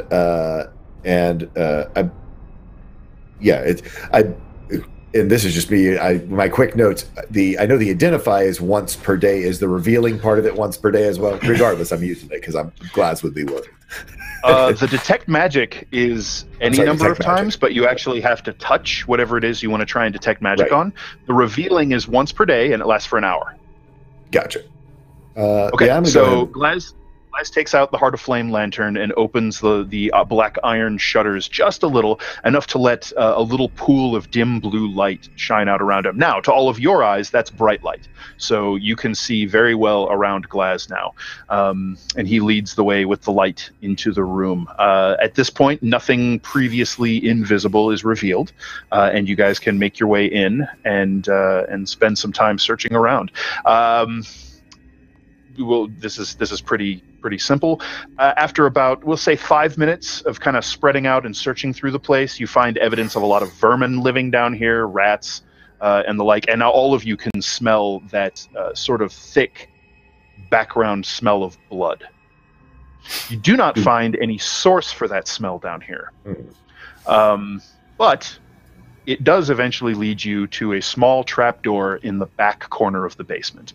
It's wood. It's old and weathered, much like kind of dry rotten around the edges, and there's an iron pull ring set in the top edge. And the smell of blood is decidedly stronger here. Deeper and deeper we go then. What? It's said that it was below. I don't know. I quite like it. Are his fangs starting to protrude? Yeah, probably a little bit. Probably a little bit, yeah. Oh, hi, buddy. Okay, so who's opening the trapdoor? Would you like me to do the trapdoor? Someone who isn't me. I was just saying, Glaz can try, or I bet Tilly's stronger than Glaz even. Can before anyone touches it, can Cloak look at it to make sure it's not like booby trapped in some way? Sure. Make me a wisdom perception check, please. Okay. And if Glaz is there with the lantern, that is not a disadvantage. Hey. Awesome. 20, dirty 20. Sweet. You are quite convinced that there are no unpleasant surprises waiting for you when you open this thing. Okay. So then I would grab the ring and like see if I can lift it. Yep. I mean, it's a wooden trapdoor lid, so it's not terribly heavy. You open it up with a soft creak of hinges, and you can see an iron ladder in a little square, almost like brickwork shaft leading down. It looks like a cartway's entrance. Oh shit! Oh shit! And there's just this waft of this waft of blood stench flies up into your face as you open the door. I just like Cloak is already pulling out his sword. He is like, get ready for a fucking fight because it's probably going to happen. Glaz. Why? I'll look to Cloak as he's the sneaky one. Oh, sorry. Mm-hmm. She's just wondering why you've become so The hesitant. Carthways, we've not had much good luck. Our first mission together actually was that whole evil cult tribe. People go to the cartways to do shady shit and probably will try to kill you or do, shit that they don't want other people to know about, or worship things that they don't want people to know about, or shadows fucking attack you and zap your strength because that's what they fucking do down here. So, all true. Just a thought. We are probably not going to get sneaky down this ladder. I looked at two people wearing plate mail. Do you want me to just go ahead and open up the lantern, stick it down there to make sure there's nothing invisible waiting for us? I mean, we can, or I can just jump down there and then hope to God nothing is down there. That also works. I mean, I'd rather put the lantern in danger than you. Glaz holds his lantern protectively. No offense, lantern. How dare you? Look. I'm taken. What I can do, I can either go down there without the lantern, or I can go down there with the lantern, and then draw out if anything is down there, and if it's not, we're good. But if there is, hurry up and get down there so I don't die. How long is the ladder? Are we talking like a 20-foot ladder or like a 40-foot ladder? It's like 15 feet. 15 feet? Oh, okay. Let's just do this the easy way then. Can I literally pick up Cloak in one arm and the lantern in the other and basically just lean over because he's small, I'm strong, and I got long arms. Yeah, and you have kind of long, lanky gorilla trollkin arms. Sure. All right. So you've got the lantern by its ring handle in one hand, and you have opened up all the way, so full brightness. Now there are these flickering shadows cast by this, and the flame inside the lantern is very animate. It dances, it writhes, it seems to sort of burn with a life of its own that's beyond the normal movement you would expect out of a flame. So the blue light cast on the walls has these silhouettes of you that are like undulating and weaving. You kind of crouch down, maybe even like lay all the way down on your belly to kind of hoist him down. And I'm definitely holding him by the ankle. So you're holding him upside down by the ankle? All right. Because his hands are free. The hem of his cloak I just need one hand. Snakes up and wraps around your ankle twice. Wraps around your wrist twice, Glaz. And you can feel it kind of pull tight. Grabs Glaz's foot for good measure. All right. Thank you. So you drop, you hoist both of them down past the subfloor into what is essentially a sub-basement. Cloak, the blue light flares out in this chamber. You can see that the ladder leads down to a brickwork room with, looks like 4 small square-shaped columns.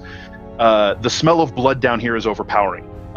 It's actually starting to get to you a little bit. I mean, you're no stranger to unpleasantness, but this is a lot.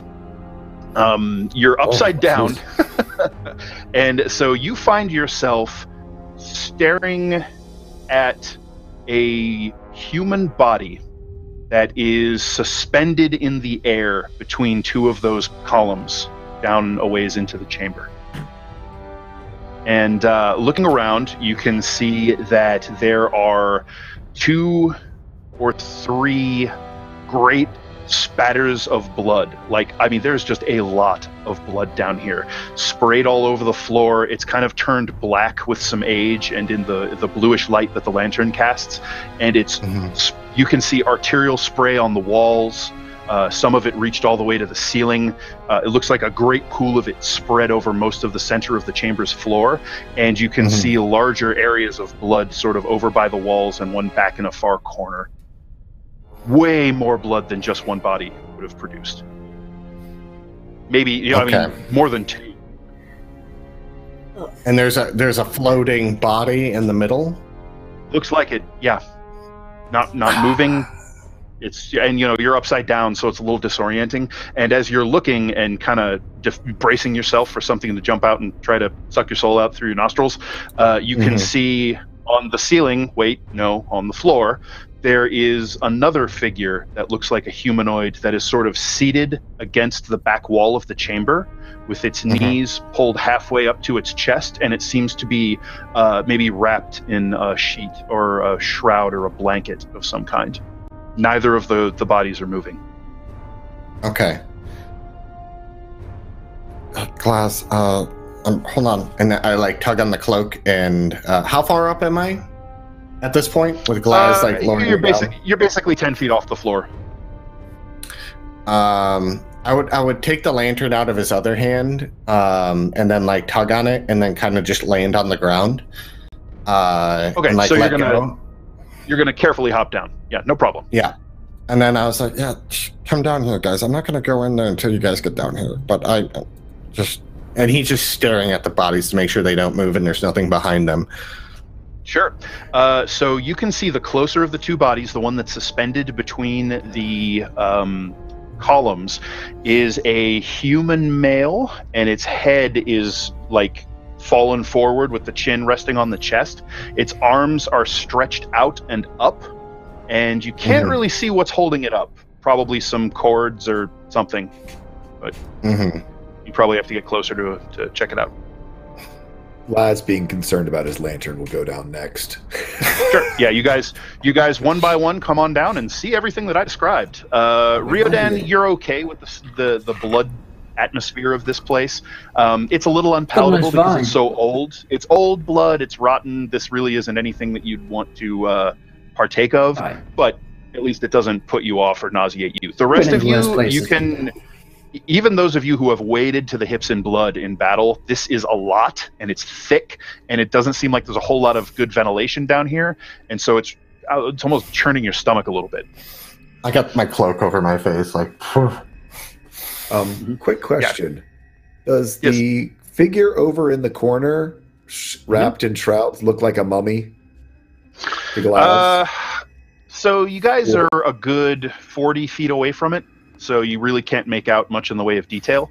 It looks like a person's sort of propped back, sitting against the wall, with a cloth kind of wrapped around its shoulders, maybe tucked over it and tucked in. Could be mummy. I kind of nudged him. It's like, the last corpse we talked to came alive, and even though that's not moving, I'm just saying. I could be wrong. I've been wrong before, but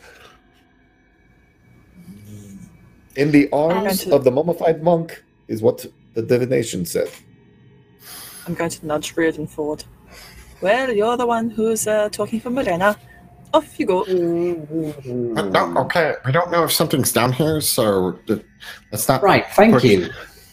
So now that you guys are down and have spread out around the ladder a little bit, you can see that there is yet another body back. It was sort of obscured by the columns, and this one is just in the far back corner and just sort of lying in a heap, a scattered heap in a shadowy back recess against the far wall. I'm rolling perception on anything, trying to stealthily make it look like they're not moving. So Yeah. Take it. Yeah, you can take an active wisdom perception check. That's fine. How 15. big is this space? It's about 45 feet, 50 feet by 20, 25. Rectangular. Okay. You guys are looking down the long axis of a rectangular room. Gotcha. How'd you do on your perception? 15. 15. All right. So as you're kind of surveying the whole area, you can see those great smears of blood toward the sides of the room. You can see that the floor is not flush up against the wall. There's actually a short trough on either side of the room, and those troughs are full of blood. And it seems to be liquid, not coagulated or congealed, and you see a ripple shake through one of them. You guys, weapons out, because there's something in a trough full of blood. Ew. That's not good at all. I'm gonna take a pebble off the ground, and I look at Tilly to make sure her weapon's out. And he's just going to fucking toss a rock into the blood from this distance. Okay, so you guys are basically arrayed at the far wall, sort of in a defensive half circle around the ladder, and you grab a little bit of broken brick and toss it to the blood trough, right? Yeah. So it clatters off the wall and flops into the blood with this very thick, heavy plop sound, and then you hear a echo throughout the room.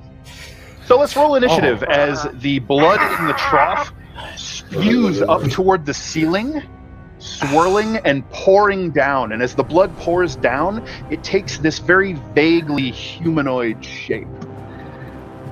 No. Hey. What the fuck is that? I know what that is. That's not good. That is not good. That's not the Kool-Aid man. Oh no! No, I wish it was. Rowan actually squawks in surprise. So just feet firmer on the ground, shield out. Let's go. Alrighty. I look at Rowan and I was like, see? This is the fucked up shit that happens down here. This happens all the time. Yes, All right. So, anybody over 20? 25 to 20? Nope. 20 to 15? Tilly, Really, what do you got? guys? 15? 15. Oh, Sorry. okay. Okay, I was like, none of us go. All right. 15 to 10?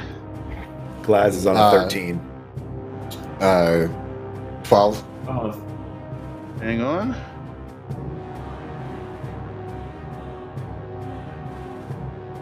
All right. So, sorry, we had a 13. That was someone at I 13. got a.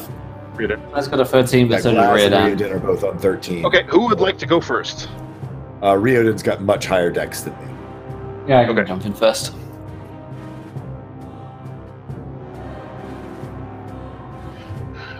All right. 10 to 5. What do you got there, Cloak? 4? No, me? I have the 12. Oh, you I had have 12. Okay, got it. 4. Rowan had the 4. All right. Okay, so Tilly, you're the first to react as you see this this large being, sort of all of the blood in the trough that runs the entire length of this room pulls together in this sudden geyser and twists up into this vaguely humanoid form. It's Dan, is there any other objects in the room? Like, are there structures, or is it just open way with? There are 4 columns Okay. that kind of lead the way down the chamber. Are we close If you were to to those take columns? a ranged attack toward one of the columns would be giving a little bit of cover to this creature. That's what Tilly is gonna run, get behind me now, and then she's gonna run over to one of the columns and shield out to watch and see how this thing reacts firstly. Okay, so would you like to go to the closest columns to you, have the humanoid figure suspended between them? Do you want to go to the inside of the column, which will be on the corpse side, or to the outside of the column, which will be kind of on the elemental side? I think outside of the column. I don't think Tilly would be concerned with the corpse at this point as much as she would be concerned with a blood elemental. Okay. Especially Very good. with the tied up. So would you like to take any action? So you can move up to there, and you think you could actually make it all the way to the creature and attack if you would like, or you can kind of set your position there. I think I'm going to set my position and essentially just prepare for a fight here. All right, so there's a couple of things you can do. There's a couple of things you can do. One, you can take the dodge action, which is kind of going on full defense, or you could ready an action to attack if it came close, or do something else if it came into range. Let's go ahead and go with dodge. I'm going to hope that people will stay behind me, so it'll probably go first. All right, so you take the dodge action until the start of your next turn. Attack rolls against you have disadvantage, and you have advantage on dexterity saving throws to dodge out of the way of harmful shit. Okay, so the creature... I don't think Tilly's ever seen anything like this, so to see her quiet in a fight is like... Right. She's just kind of like... Riordan, why don't you go ahead and make an intelligence arcana check for me? That's a natural one. Natural one. All right. All right. So the creature surges forward with this hollow moaning sound, and it just flows across the dirty brick towards you, Tilly. And it is going to...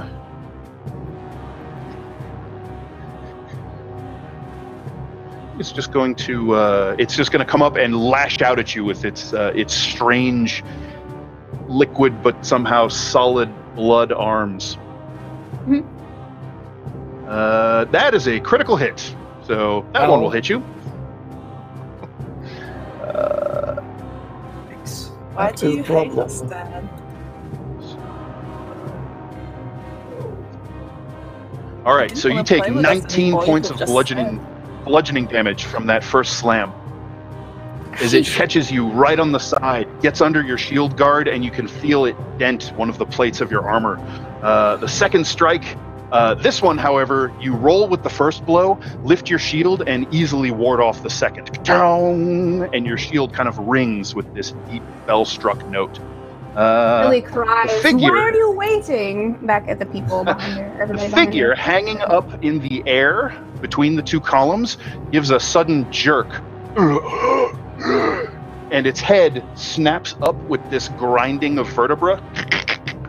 You recognize it immediately, Riordan. It's Phelan. And there is blood, fresh, wet blood pouring down his eyes, nose, and mouth. And he just kind of pulls himself free of these cords that were holding him up. And that figure, it takes its action freeing itself, and you hear another scraping echoing from far back in the chamber as the sprawled figure, not the one sitting against the wall, drags itself up and begins shuffling forward. It moves with this stiff, unnatural gait, almost like a puppet being pulled sort of spastically on its strings. Riordan, that's going to be your turn, sir. Okay, oh, fuck you. I say up to the sky, fuck you. And I cast Bless. All right. And okay, so there's a familiar surge as the divine energy powers through you as you touch the amulet that Cloak gave you. So I will bless Tilly and Rowan and Cloak.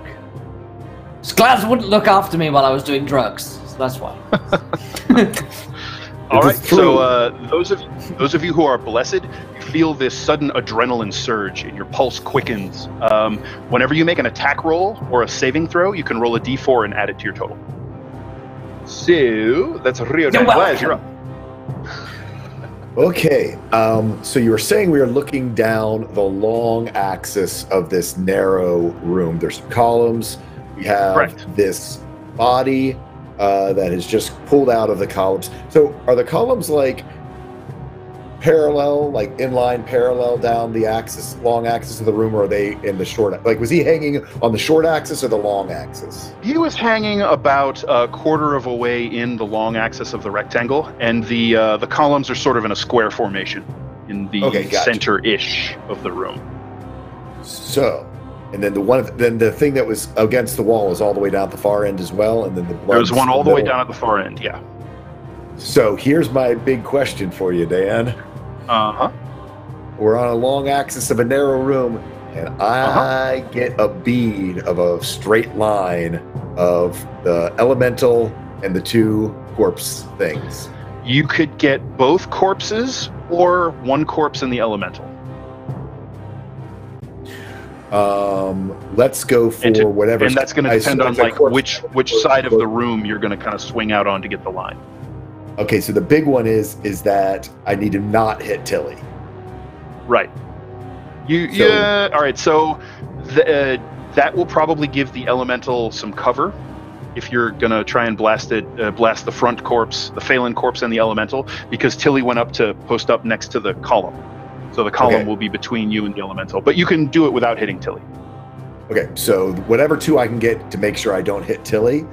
Either ones you want. So yeah, elemental and a corpse. Okay. So Glaz swings out to the right side of the room, and you get into a line with the now on its unsteady feet Phelan corpse and the blood elemental. And you see Glaz like reach his arms down into the ground, down towards the ground, and start humming this deep, sort of resonant tone as he casts Lay Energy Bolt.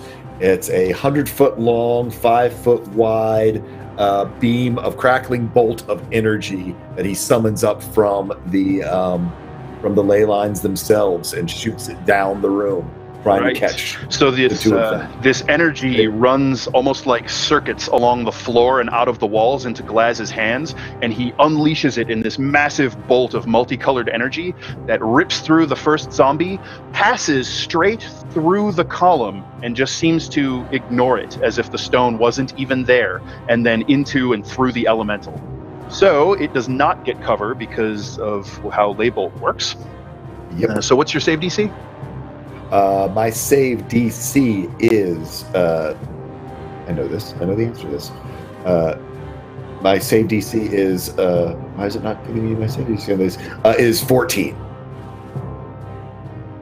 14. Okay. It's a dex. All right. So the zombie fails and the blood elemental passes. So give me some damage. Okay. And that is, I love this thing. It is 5d8. It is. And it's force damage, I believe, right? It is 5d8 force damage / die nice. 5d8. That's 23 for the failure and half as much on the success. Okay, so Phelan Zombie takes 23 points of force damage. Ouch! And that's going to be 11 to the elemental. Tilly will cries back at Glaz. So she calls out. This energy, Tilly, crackles past you, and you can feel it prickling on your skin and causing some of your hair to stand up on end. It just sort of passes through the stone as if it were smoke and blows a chunk of the elemental's abdomen out, and you can smell burning, cooking, caramelizing blood as this energy rips through it. The Phelan zombie kind of flails in the energy bolt, and you can see his skin is ripped away and laid down to muscle and bone, and a tremendous amount of blood begins to just pour out of his body. But he does not fall. Cloak. So this is what I want to do. How far away are the Phelan zombie and the elemental? So let's see. The Phelan zombie from you at this point is probably 15 feet away. The elemental's a good 20. So they're within 5 feet of each other? No. The Phelan zombie's kind of in the middle of the room, and then the elemental's over to the side. Okay. So as Glaz is casting that bolt, what occurs is that he sees that energy and how it's like forcing through. So he starts running up and he starts using planar warrior. And as the bolt goes through him, like the remnants of that energy, he would use that to strike at his first strike at the blood elemental.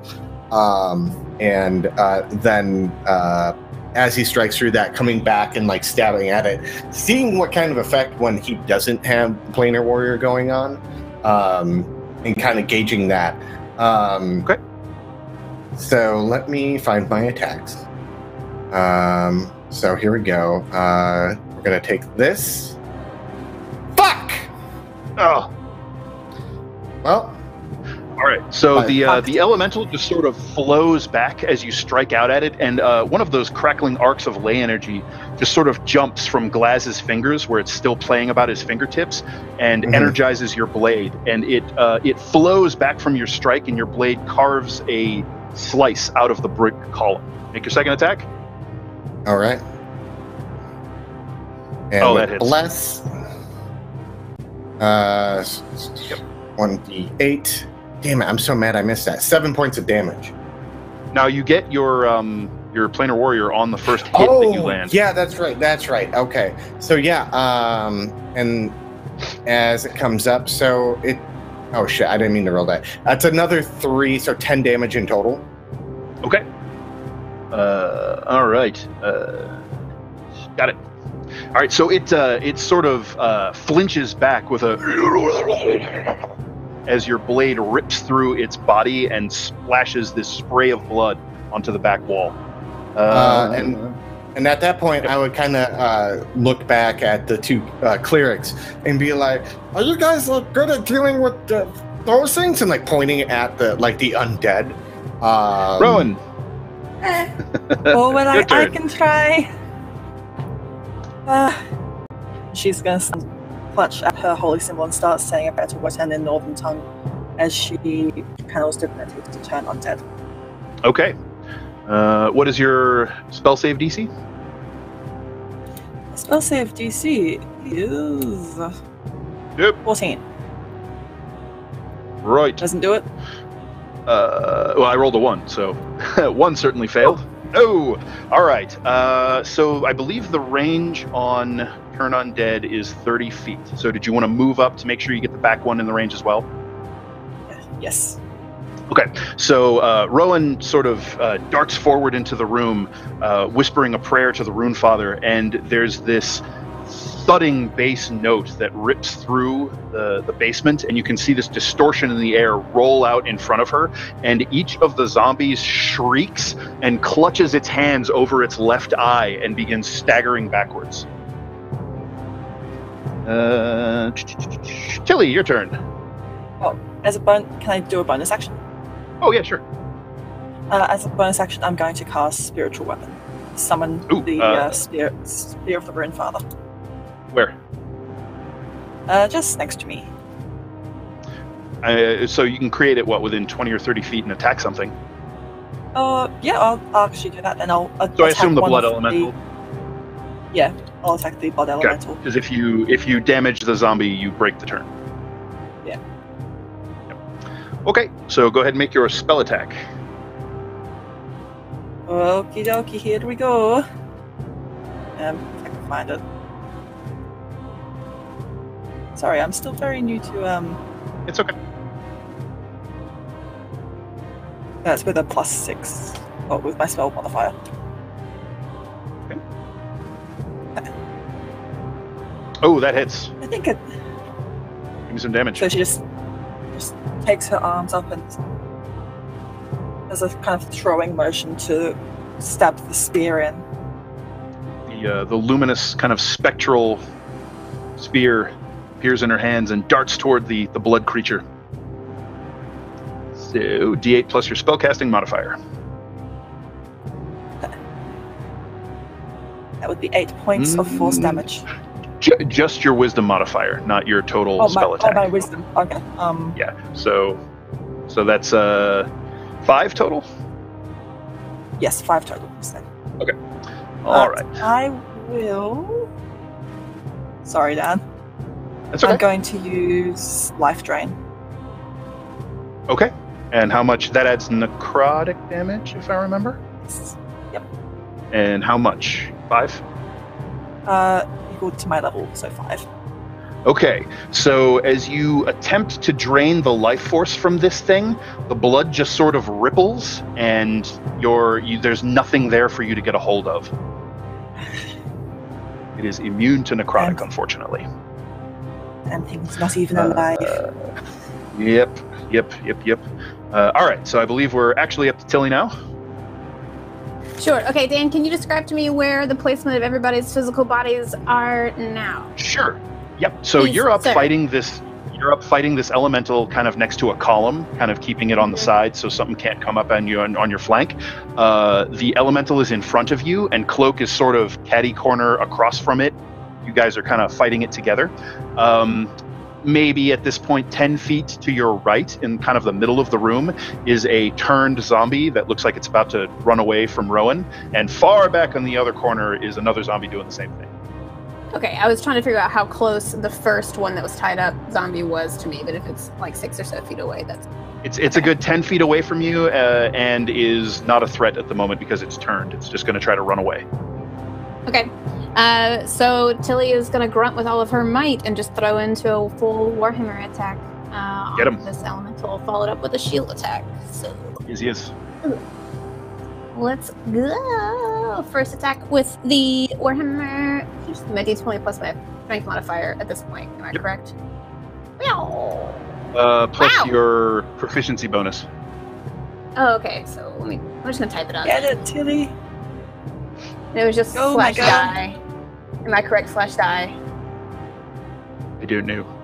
Yes. You're right. Sorry, I was mute. I'm so sorry. It's okay. Oh, that is a critical hit, ladies and gentlemen. Oh! All right. Flips it in her hands and just right up in it. That's Right. So Cloak drives it back towards you, and you bring the hammer up underneath the thing's flowing bloody head. So go ahead and roll double your damage dice. Okay. So 2d8 plus your damage modifier. plus 5 plus the 4, correct? With the bless? No. Okay. No. That the 4 doesn't count. The d4 doesn't count for damage. Oh, that's right. Oh, yeah, the saving throw is an attack. Woo! Oof, that is a sizable amount of damage. So there's a horrible splorching sound as half of the blood that makes up this thing's head rockets up in this spray and splatter onto the ceiling, and it sort of twists its head around, and it's just sort of pouring off where the half of its face used to be. If any of it you have a gets second attack? into Tilly's beard, she just wipes it straight off before going into... There is shield, blood 'cause it's sprayed just across your everywhere. face, sprayed It's across okay your on face, the your face. breastplate. Yeah. Yep. Beard, on your though, beard. has Oh to yeah. stay. Oh yeah. Oh, it's in the beard. Alright, But you can make your second attack. cool. That'll hit. So Alright. 23 total, even without the bless.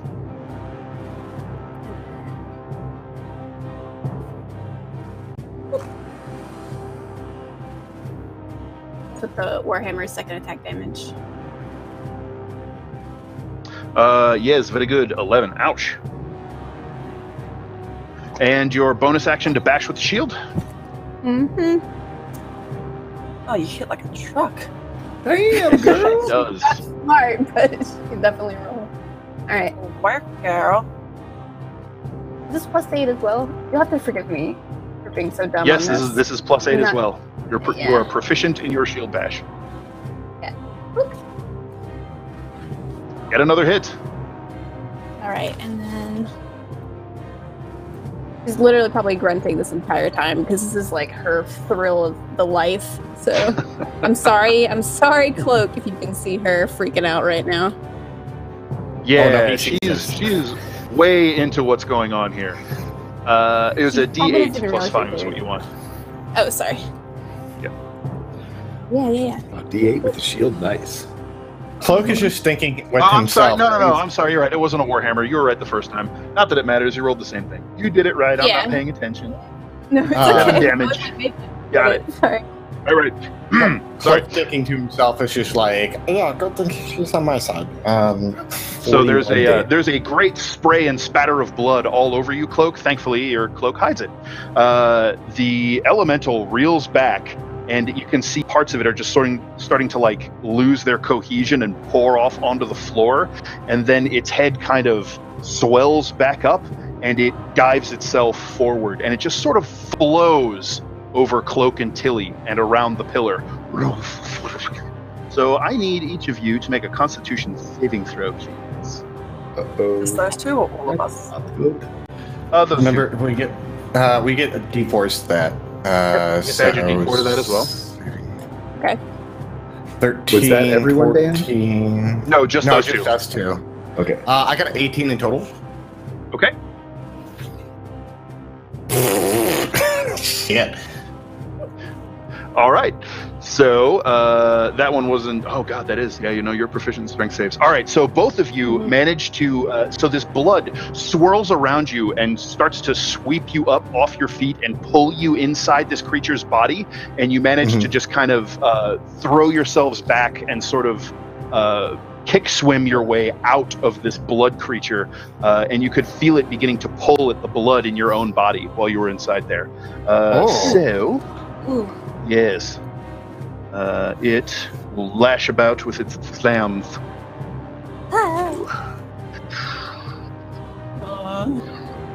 Cloak 16 to hit you? Nope, missed. Nope. All right. So you throw your blade up and parry its strike. Tilly 21 to hit you. AC's 21. All right. So you're hit.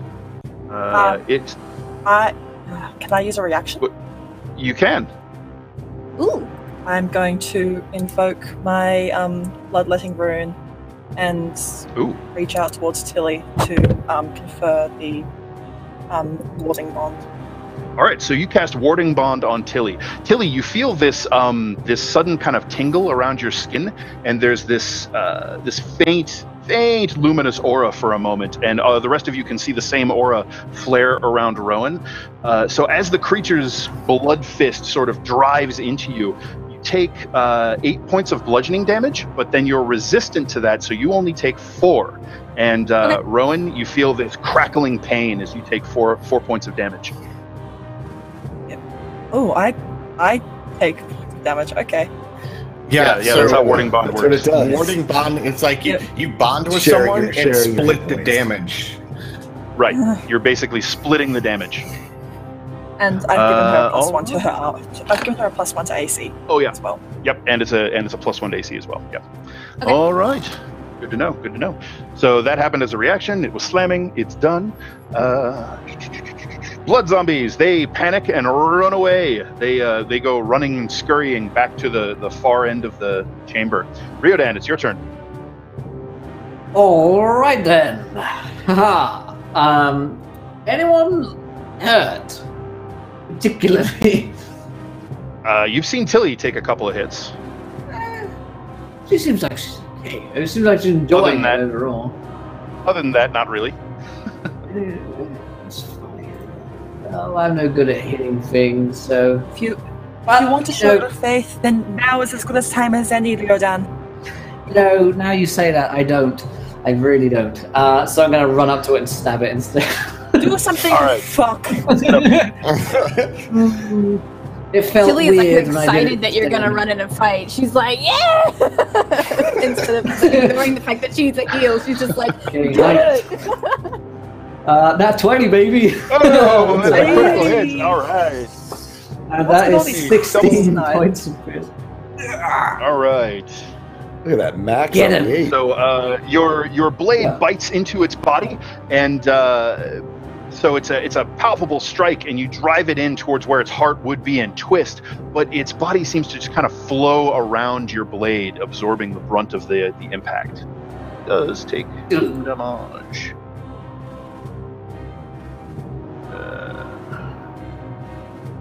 Okay. Riordan, Glaz. Glaz, seeing this flowing liquid thing, I don't know if this is going to help, but hopefully it's not something that this guy is like immune to.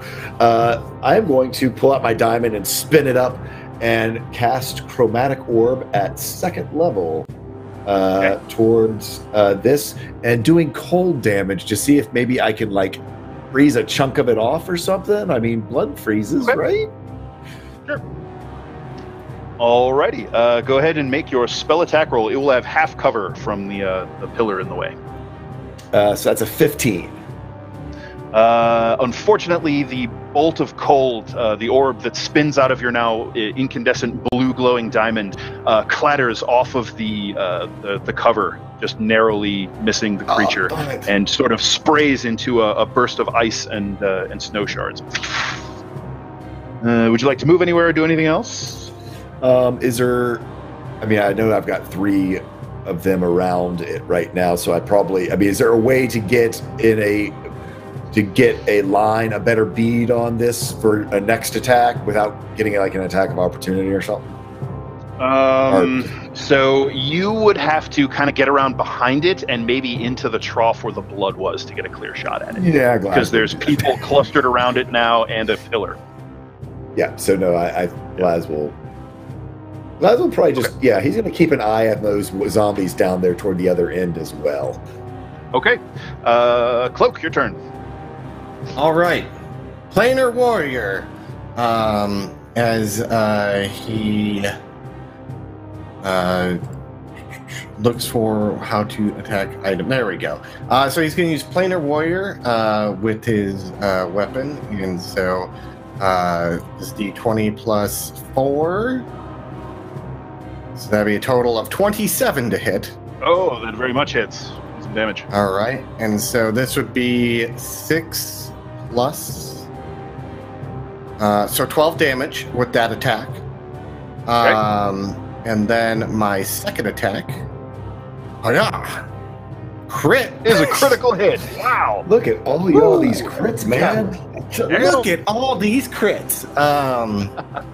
Fine joke. Okay, so let's double that. Oh, let's do this. Oh. Double your d8s. There you go. Okay. Well, 11 damage. Ouch! All right. So this one, without the benefit of your sort of drawing on the planes and residual magic around you, your blade just kind of splashes through its body, but you do manage to cause some damage to its corporeal essence. I suspect this much. Rowan, your turn. Okay. Well, she's going to just check that Tilly's okay first. You're not too hurt. Can you keep fighting? No, this is do something. And she's like excited by all of this, as opposed to like, I'm fine. Are you all fine? Are you fine? I'm fine. Yes, I'm fine. She's going to pass, hold her finger out, and then let loose a guiding bolt. Ooh, okay. So there will be half cover from all of the people clustered around it and the pillar from where you're standing. So go ahead and make your attack roll. Can I try and move around the pillar, or is it still going to have half cover? So you will kind of have to, like I said, like for Glaz, you're going to have to get like up and around and then down into that blood trough to have a clear shot to get behind the creature. But you can, probably. One doesn't mind blood. Into the blood trough we go then. Okay, so she darts into the room and sort of swings wide, and this you hear her splash down into that trough of blood that's probably about 8 inches deep, and you have a clear shot at the creature's back. This lines up a shot and bang. 19? 19 will hit. Give me some radiant damage. That's going to be some 5d6. Oh, blood elemental, you're looking radiant today. All right, the coruscating radiant bolt strikes it, and you can see it just vaporize a part of its chest, and then this lingering glowing aura settles around it. So the next attack roll made against it will have advantage. Well, that would be on my my spear. Yep. And so then she whips her hand around and throws it again. Go ahead. Nice. 23. And did you roll with advantage? Just make Because you get a so- second. Oh, Just in case I it's did a not nat roll with 20. advantage. Yep. So just roll another d20. Okay. 23 is good enough. So give me some damage for that spiritual weapon. It's a D8 plus 5. Ooh. 11. And she just All sort right. of tries to rip it through with all her willpower. Drive the spear through the nape of the creature's neck, and you can hear it crackling and obliterating the blood. This magical construct. So at the end of this round, there is a gut-wrenching sound that echoes from the other side of the chamber as the other blood trough explodes and surges into a second one of these creatures that claws its way up out of the ground. But it doesn't get to take its turn just yet. So Tilly, it's your turn. No. I'd like to invoke fuck this shit. Billy, in the same vein, is just gonna roll on out and attack again with the warhammer. Oh, Alright. this is not good. Oof, distracted. Bless. Distracted. Roll your d4 for bless. And you also have guidance. That's right. That does not affect attack rolls, unfortunately. Only ability Okay. checks. 15, that'll hit. Hey. The bless got you there. For me. And then This is why I do this spell. Let's take credit.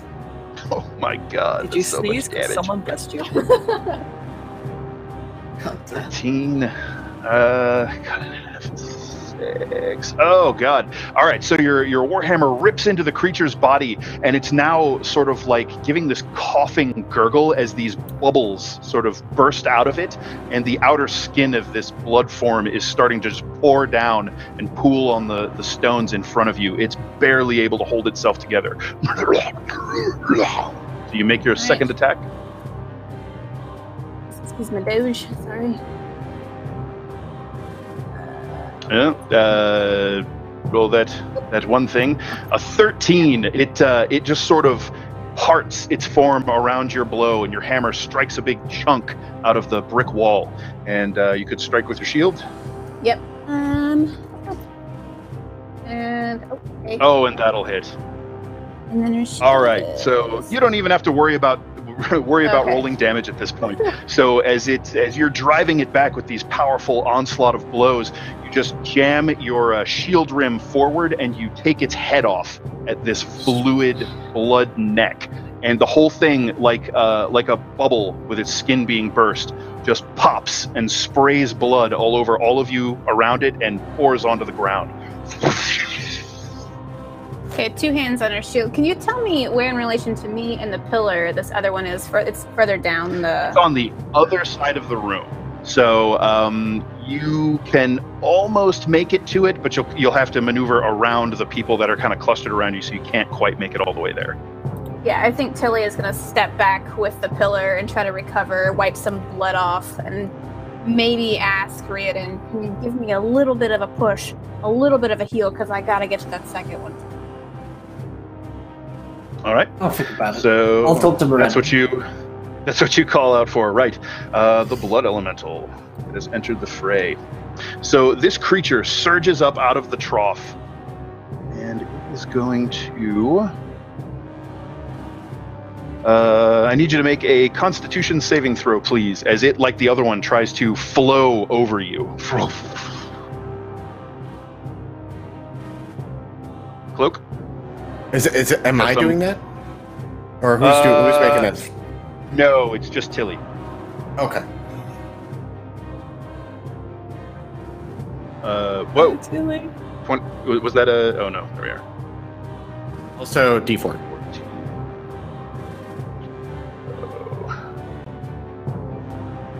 All right. Thanks to the Hey, bless, I'm you managed to. Thanks to the bless, you managed to stave it off. It will flare over you, and you'll kind of push your way out of it, and it will scrooch over and make 2 slams against you. That's a 17. That's not going to hit. Why is it throwing 2 dice? That's weird. All right. So you throw up your shield and kind of cross block with the haft of your warhammer as it begins raining blows down on you. The blood zombies are cowering still against the back wall. At this point, you see a flare from the shrouded figure sort of resting back against the wall, and this red light kind of bursts from it over the backside of the wall there.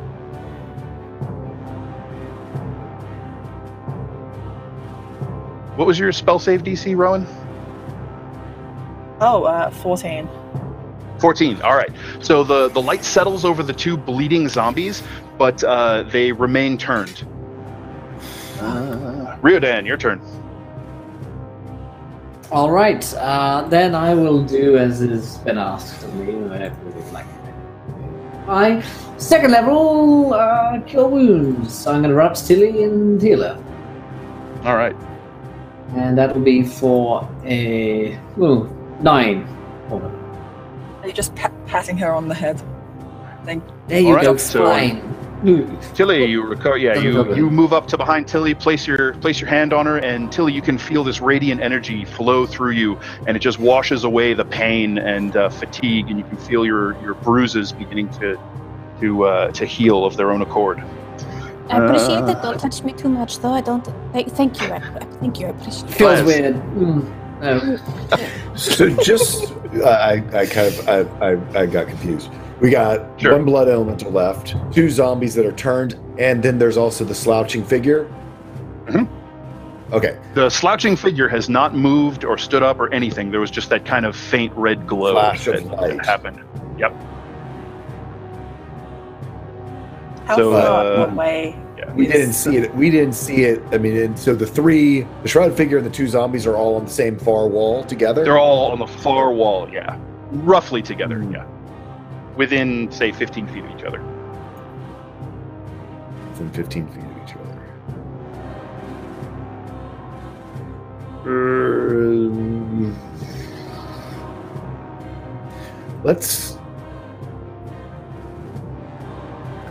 Do I want to keep them down there, or? I mean, the zombies are turned. They're just cowering in the corner. They're not going anywhere. So yeah, let's one at a time. So does this new blood elemental have cover from me? No, it's kind of in the middle of the room. You're actually uncomfortably close to it at this point. You're probably about 10 feet away from it, from where you were standing and where it rushed up to meet Tilly. So no cover. Then I'm in a chromatic orbit. I'm at least going to try a chromatic orbit. Cold again. I'm going to do cold again, just because why not? Glaz thinks this might be a good idea. Sure. Glaz is doing well with his spells. It's really frustrating him. It just throws its arm out and kind of bats the orb away, and you can see the outer sort of skin of its flowing blood body freezes solid, but then it just kind of churns back into the rest of it. Okay. Question answered, sort of. Cloak. Well, I mean, not really.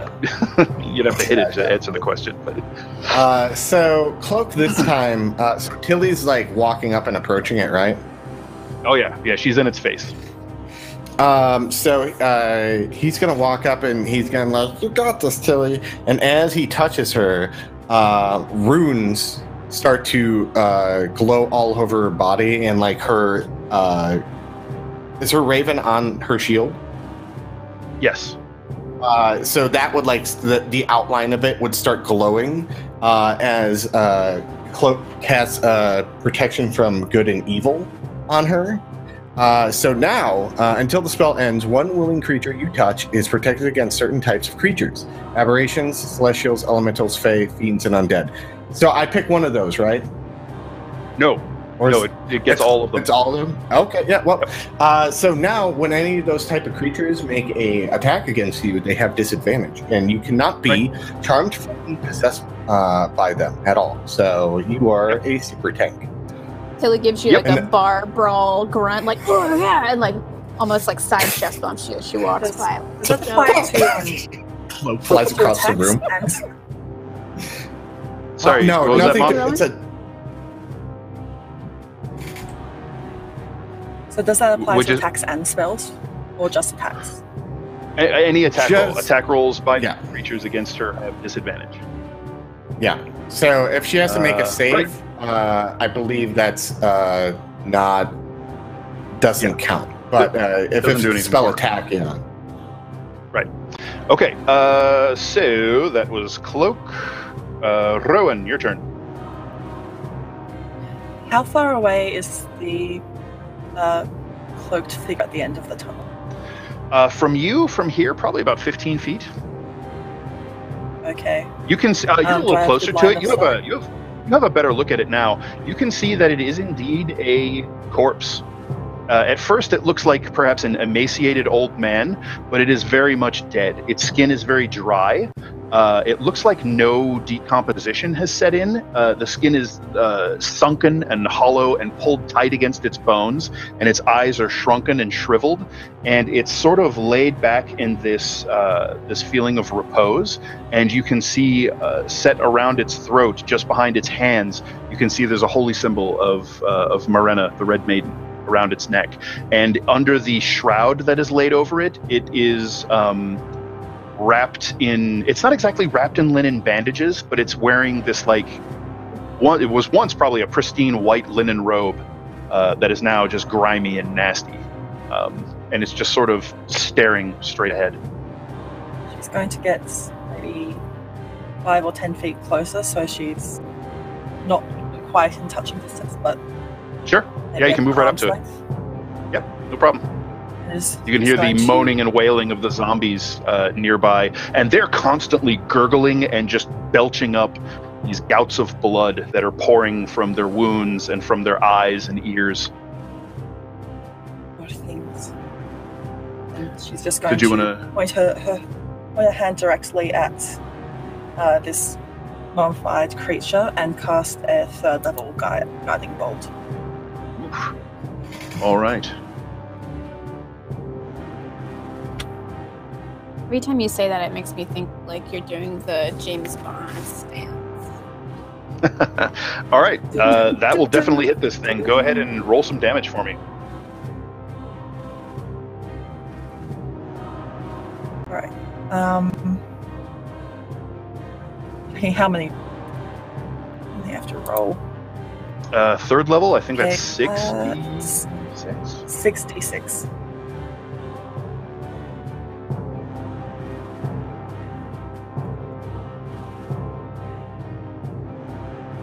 Whew.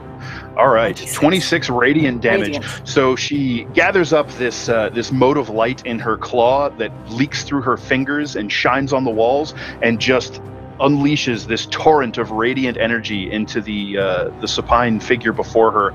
And you can hear, Riordan, in the back of your mind, an agonized scream as this figure's paper-like skin is ripped away from its bones, and the rest of its body just quickly reduced to ash under this radiant onslaught. And the amulet at your throat gives a sort of jump, and this feeling of just kind of revulsion washes over you at what you just saw. The scream that he heard in his head echoes at the far side of the room, and the zombies stiffen, and both as one turn toward Rowan. So that thing is reduced to ash. Bonus action, going to sure. Send my spear over to me and just look at Phelan with pity and unleash on him. Attacking him with the spear? Yep. Oh, I don't think that would hit. And 8 will not do. Now, is she blessed? +4. I am blessed. Yeah. You need to roll it. So roll a d4. That's no good. That is the one thing you needed to not roll. All right, so you kind of drive the spear into its shoulder, and it just walks forward and pulls itself off the shaft of the spear coming towards you. It just ignores it, and blood oozes down from the wound. Tilly, your turn. All right. Tilly, just complete in tunnel vision towards fighting this other elemental, is rushing right in full arm force with her warhammer. Get her. Sorry, Rowan. Okay. Tilly gets a little thirsty. Sorry. Oh, 24. That'll hit. Solid hit. And then... Ouch. 12. All right. So the warhammer splorches into the body, and the thing reels back and make your second attack. All right. Squinting through blood on her face, swings again, 2 fists. Another critical hit. Holy crap! You guys are on fire tonight. All right, so that's 2d8 plus 5. Oh yes. Ooh, damn! She kind of looks back over her shoulder and says, "Thanks again for the protection there, Cloak," and then goes back in with the shield. Strike with the shield. Oh, that's the wrong one. Sorry, guys. And that's another critical freaking hit. God damn. Okay. I've been late with work forever. 2d4 plus 2d4 plus 5, Holy please. crit. Right. Wow. Whew. You crit your mother with that mouth? My mother All called me right. his mouth. So- Sad. After a ferocious series of hammer strokes and shield strikes, the humanoid form of this thing is starting to break apart, and it just sort of looks like a disrupted wave of blood sort of pulling itself up over and kind of cresting over Tilly. The blood elemental's turn. So it twists its head around, stares at the smoldering ashen remains of the figure that was against the wall, and then looks over at Riordan, and for a moment you lock eyes with it from just over Tilly's shoulder, and you can see these just kind of deep pits in the flowing blood of the face, and it lunges forward. It's going to flow over Tilly, Cloak, and Riordan. I need everybody to make, you guys to make Constitution saving throws. Hooked on a feeling. Hooked on a feeling. 20. Cloak, you're good. 20. Yep. Tilly, give me a d4 for your saving throw.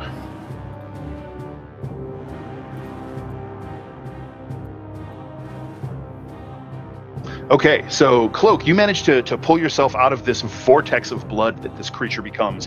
Tilly and Riordan are pulled in, lifted up off their feet, and you guys are grappled and restrained, and currently unable to breathe because you are pulled into the creature's body and held in there, and it's swirling all around you. Oh no. Each of you takes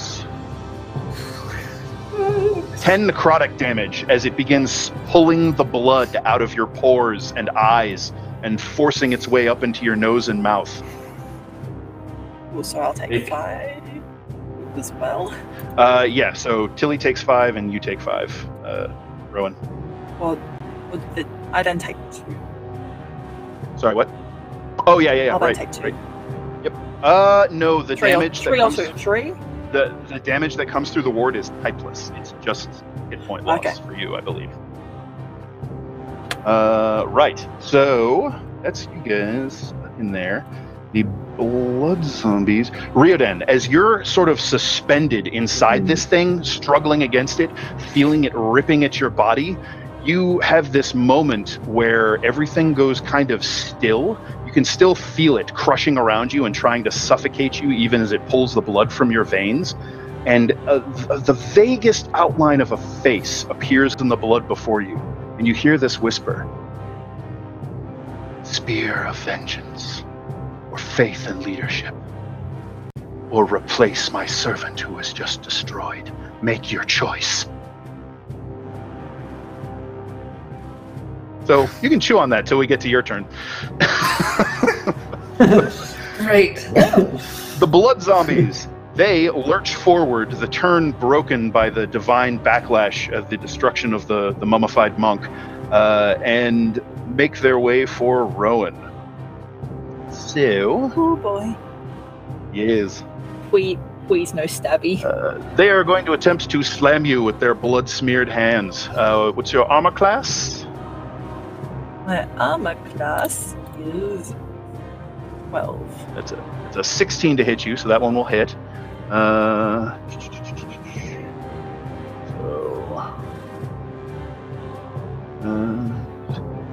These are not showing up on the roll. Sorry about that. So you're going to take 11 points of bludgeoning damage and 3 points of necrotic damage, which I believe reduces to 1 for you. 12 points. Oof. Is that link between it shared still on the reversal, or is it just? It does not go. No, it does not travel backwards. It's one way. And the other one is going to attempt to slam you. It's actually showing up now, so that's a 15. That'll hit.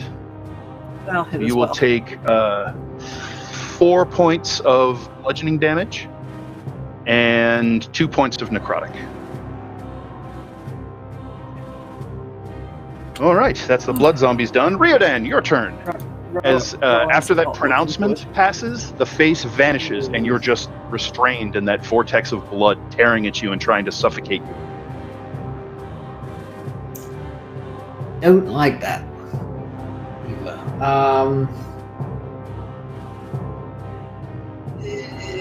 I would like to heal myself before I die. So I'm going to give in a bit more to Brenna, even though I don't want to. And I'm like, I'd rather be a spear. Spears are more my thing. As I... God damn, okay, I heal myself a minute. So hold off on that. So you choose Spear of Vengeance. So in that moment, when you make that choice, you don't exactly speak it aloud because the blood pouring into your mouth and down your throat, but your soul cries it out. You scream these words in your heart. You pledge to carry Morena's vengeance against those who would disrupt her work, against the enemies who set themselves against her on the face of Midgard. And in that moment, there is a sudden, deep bass bell note that rings out from inside this blood creature. Your weapon burns with this bright red radiant energy, and that flares out from you and rips the blood elemental to pieces. Riordan hovers in the air with this scarlet aura around him, and the blood that is spattered all over this room begins to pull itself up in tendrils and droplets and swirl as red mist and vapor around him and begins to pull into his body. He hovers there for a moment as all of the light and blood pulls into him into this single piercing, burning like a laser dot red ember of light into his heart, and then a wind bursts out from him. All of the blood is gone, seemingly drawn into his body, and he drops down and falls with a great clatter of plate armor to the floor, and you can see in his gauntleted hand, blood flows out of his armor and begins to take shape of a leather-wrapped handle. 3 tendrils of blood lash off of the end of it as the sanguine scourge appears in your hand, and you can feel it. You can feel it throbbing with this radiant energy, with sense of purpose, and it blows away like a candle flame in a hurricane. Those doubts, that pain that you'd been. Your pain is not gone, but it's no longer a shackle on you. You feel like now you can face it, you can swallow it in whatever way you need to, and for the moment, that feeling of freedom washes over you, and you look up and you see these creatures tearing Rowan to pieces. Oh, shit. Please help. What the fuck has happened to me? As this just happened, you regained, how many hit points are you down? I was down like 10 hit points. If it's 10 hit points, all right, you're healed to full. You regain 10 hit points. Yeah. Rowan's in trouble. Yep. I'm gonna bring the Scourge, and all right. I'll whip out my bad boys' tentacle attacks. And right. So you're using the you're using the Scourge action. So you know how to do that. Yep. You can just push yourself a little bit forward and lash out with it. Oh, still rolling that one on one of them. Wow, those are ridiculously low rolls, but 18 and 17. I'm going to give you advantage on these attacks. Oh, sweet. Okay, we'll re-roll those again in order. So finals are a 18, a 17, and a dirty 20. That's 3 hits. Yep. Get fucked. So that's a total of 14 points of damage, and fun stuff happens to them. 14 points of damage, and I would like you to roll 3d8, please. Okay. 17. 17. So as you're lashing this thing that was once one of your faithful, this is the broken, bleeding body of Phelan infused with foul undeath. These blood-lashed tendrils strike out toward it, wrap around both of its wrist and its throat, and you scream in defiance as you see, and you can just feel it. You've seen things like this before. Cosinia was here. This was her work. This was her doing. She killed one of your flock and made him this abomination. She left these things here as a trap for you in the presence of one of Morena's holy relics that is now dust and ash, but we'll worry about that later. And radiant energy rips out from you along the Scourge and tears into this zombie. So that was 14 damage plus 17 radiant. The creature is ripped into 3 distinct pieces, the edges of its body burning and crumbling to ash from the radiant energy that prevents it from rising again, and it just falls in 3 wet heaps. And you're just standing there with this power flowing through your body. So, Glass. Damn, Riordan, welcome back. I've always been this cool, I just haven't been using it. No, I don't think Dan, we're more having like this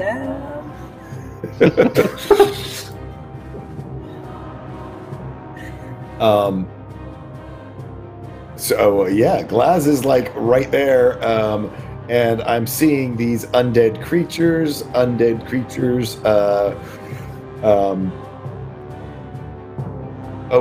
He's gonna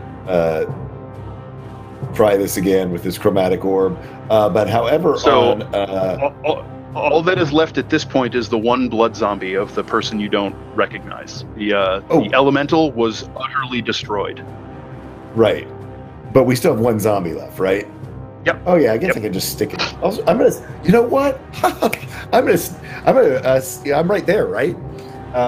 That's pretty close. You can move to it. You can move to it. Yeah. I'm going to use my first time. I'm going to use my Flame Dragon's Fang on it. Ooh, nice. That sounds. So Glaz badass. whips out this dragon fang dagger that looks like hardened magma with glowing molten bits running through it and kind of peeking out in this red light, giving off waves of heat and fume. You know what? First time using my dagger, I'm using my nat 20 because you're burning your nat 20. All right. Yeah. Okay. Story moment for Glaz using his new toy, his new dagger. Get him. That is a critical hit, sir. Yep. So double all your dice. So with that, it is so that'll be 2d4 plus 3.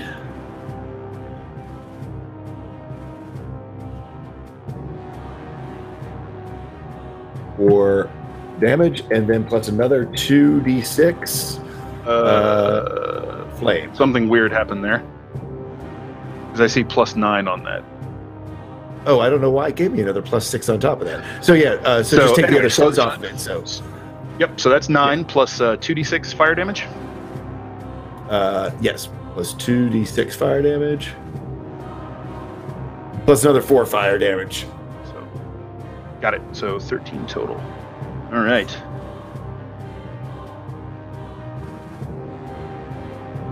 Alrighty.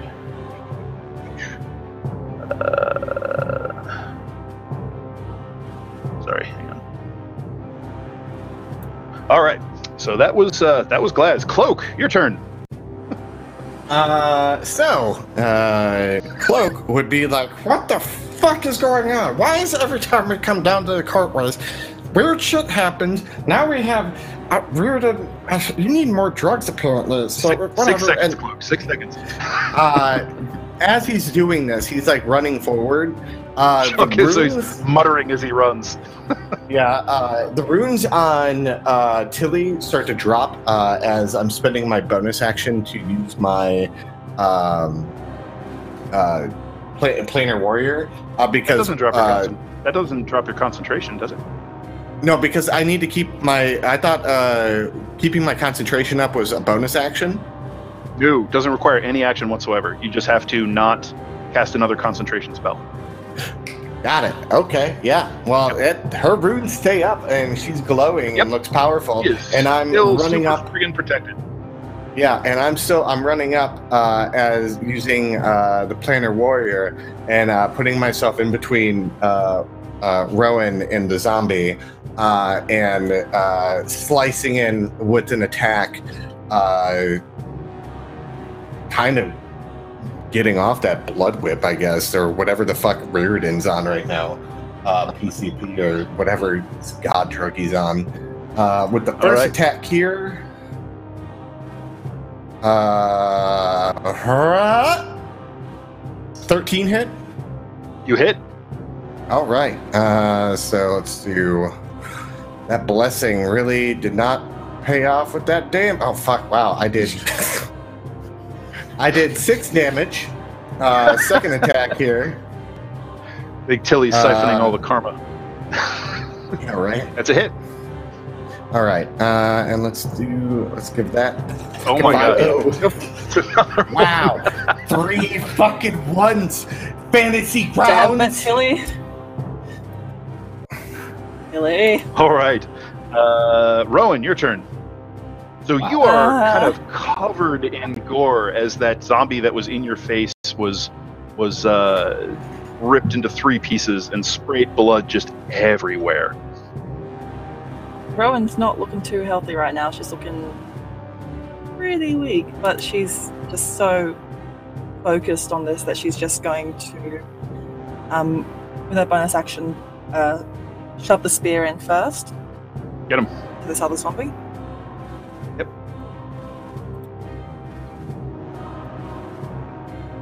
Oof. Oh, you're blessed. Are you blessed? I am blessed. 11 hits. Yeah. Oh, Zombies gotta love a low AC. Bless earns us another hit. 5 Miranda plus looking out for 8. us. 10. Force. It's just your wisdom modifier, which is +3, right? Yeah. 2. Oh, okay. Right. Or is it 2? No, it's here. No, my wisdom is +3. Okay. +3. Okay. 8 then. 8 damage. Or All right. proficiency. Yep. Okay, so that was your bonus action. What would you like to do for your action? Ooh, for my action. Oh, do I heal myself with something else? I'm going to use Bear in mind that the only spell you can cast right now is a cantrip with a casting time of 1 action. Oh, no, I'm sorry. You didn't cast the spear. You just used it. No. Like that. You can cast whatever the hell you want. I think we'll do another guiding bolt. That's worked well so far. Okay, you will Radiant. suffer Just, disadvantage. You'll suffer disadvantage on this attack roll because you're in melee range with it. Okay. So you could step back, but that'd provoke an opportunity attack. So up to you how you want to deal with it. She doesn't want to hit the cloak, so she'll try and step back. Okay, so it will strike at you. She's just putting her hands up, knowing. That's hands only up an knowing that it's 11. gonna hurt. I believe an 11 misses you. So you ward off its blow, and you can see every time it struck you, the necrotic damage you've been taking is it's been trying to pull the blood out of your body and absorb it into itself. But you managed to sort of bat away its blow and step back out of its reach, and then unleash another radiant blast in its face. So make your attack roll. Kill it! 12. Got him. Give me damage. Is this just a regular level 1? Level 2. Level 2, 5d6. 15. All right, and seeing as that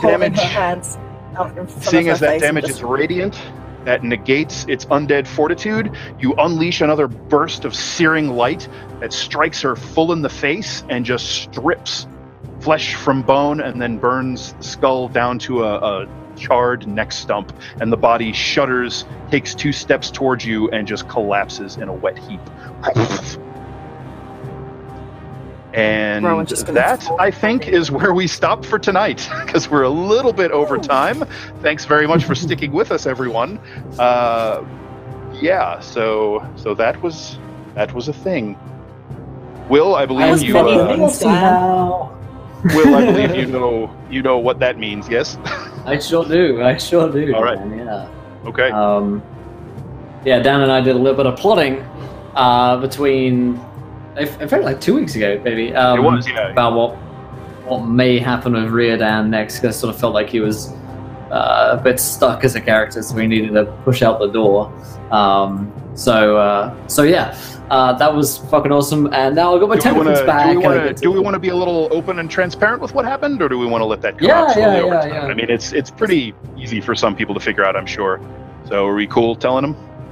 Yeah, absolutely. He's now. Okay, so what has happened now is, Riordan has sworn the oath of vengeance. He is no longer a cleric of Morena. He is now a paladin on the oath of vengeance. Yeah. I had a feeling, because you know me and my pals. I was like, Spear of Vengeance. Huh. Yep. Huh. I can tell you. One cleric this party. I'm going to be the anti. The anti-tool school paladin is what Riordan is. He's gonna be. He's gonna be even worse probably. But man, that was fun, and big thanks to Dan for letting me do that.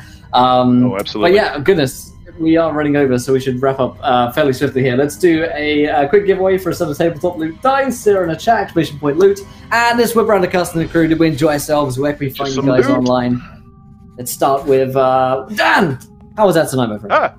Oh, that was a blast. That was great. Like I was tweeting about, before last session, there was crazy talks and planning afoot, and that was a big part of it. So I'm glad we got that resolution to Riordan's current crisis of faith and identity. So that'll be interesting. Shake things up a little bit. I had a great time. So I hope you guys enjoyed the role play and the combat with all kinds of crazy blood bullshit from the creature codex. Absolutely. Which you can find on Kobold Press. Yes. KoboldPress.com. Awesome. Go follow Dan and all the things he's up to. Let's go to Tool School. How's that sound from? I had a blast. Always. Glaz couldn't hit thing, but this is actually making very good story for Glaz because, he's this is very interesting, the way that my roles have gone. So I'm really liking it. You can find me at Tall Squall all over the internet. Go to Tall Squall in my Twitter. It has links to all the other things that I do. And yay, Kobold Press and Midgard. We love them. Yeah, there's just all kinds of character crises going on right now, aren't there, Tall?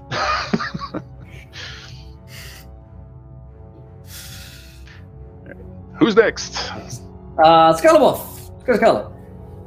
Hello, I'm Scarlet Moth. You can find me at that Scarlet Moth on Twitter, or as just Scarlet Moth on the rest of the interwebs. I'm an artist, cosplayer, D&D player, and regular shit poster. And holy crit, that... Oh my god.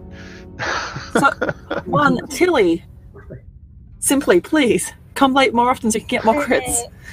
No, show up on time and play and then crit everything anyway. Holy hell, how... Oh, that was a lot of things that happened. That was a lot of critical hits. A whole lot. I'd like to say that Rowan has helped put Riordan back on the straight and narrow, so to speak. But also, I believe what you was a bit concerned. It's the drugs. It's the drugs. I know how to cook them. I'm a bit worried about what might happen since Rowan might have accidentally destroyed a monk of Marina. That is sorry. That definitely happened. Water under the bridge. Just kidding. Or you could say, I got your promotion. You're welcome. It worked out. It worked out. I got to do that sweet, or you get to replace him line, so. Yep. Yep. It was all worth it, just that line, really. All according to plan. Fantastic. And McLogan. Hi, I'm McLogan. You might recognize me from such films as How to Duck and Dodge Like a Gnome, or What You Crittin' About. Yeah, you guys can find me. I have a show that I run weekly. I believe we're going to do it tomorrow. I'll have to update that or figure out what's going on with that. But that's on a mixer.com/storyquest, where I do run a D&D 5E homebrewed Final Fantasy campaign currently. We're in our second season of that. And then I would like to shout out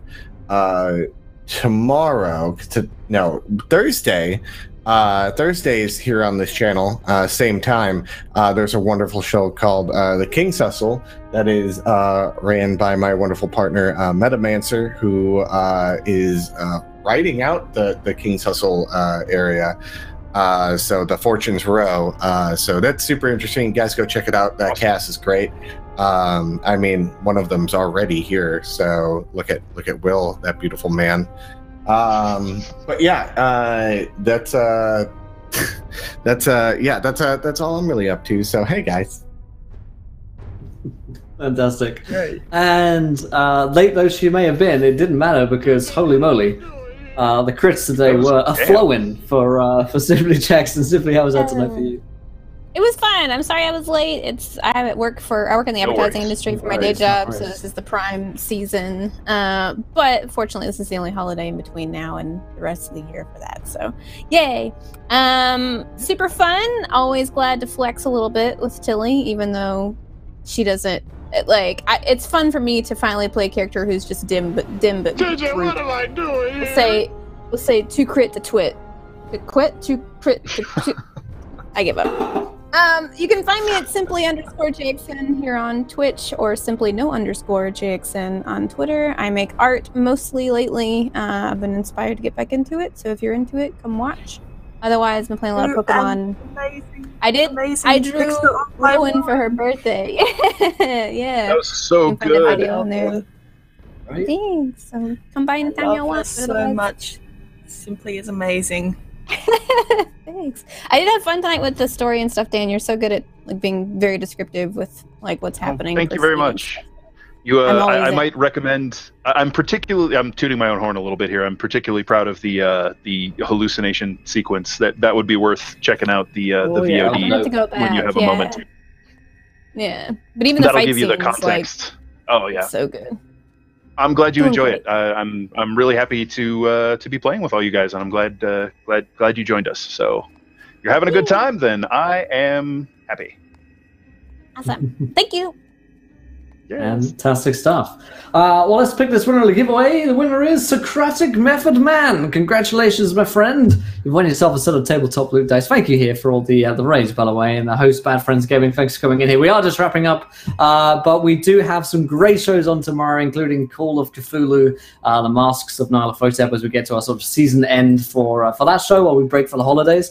And we'll run a couple of reruns tonight in case you guys want to watch some D&D in the afternoon, evening here, and a dread of night to listen to the dulcet tones of this crew playing some World Tree Burns and some previous episodes. But if you enjoyed tonight's show, hit the follow button and join us. And until next time, my friends, try not to roll too many net ones because we want to be here laughing when you do. Good night, everybody. Bye. Pay attention, Cloak. Less nat ones.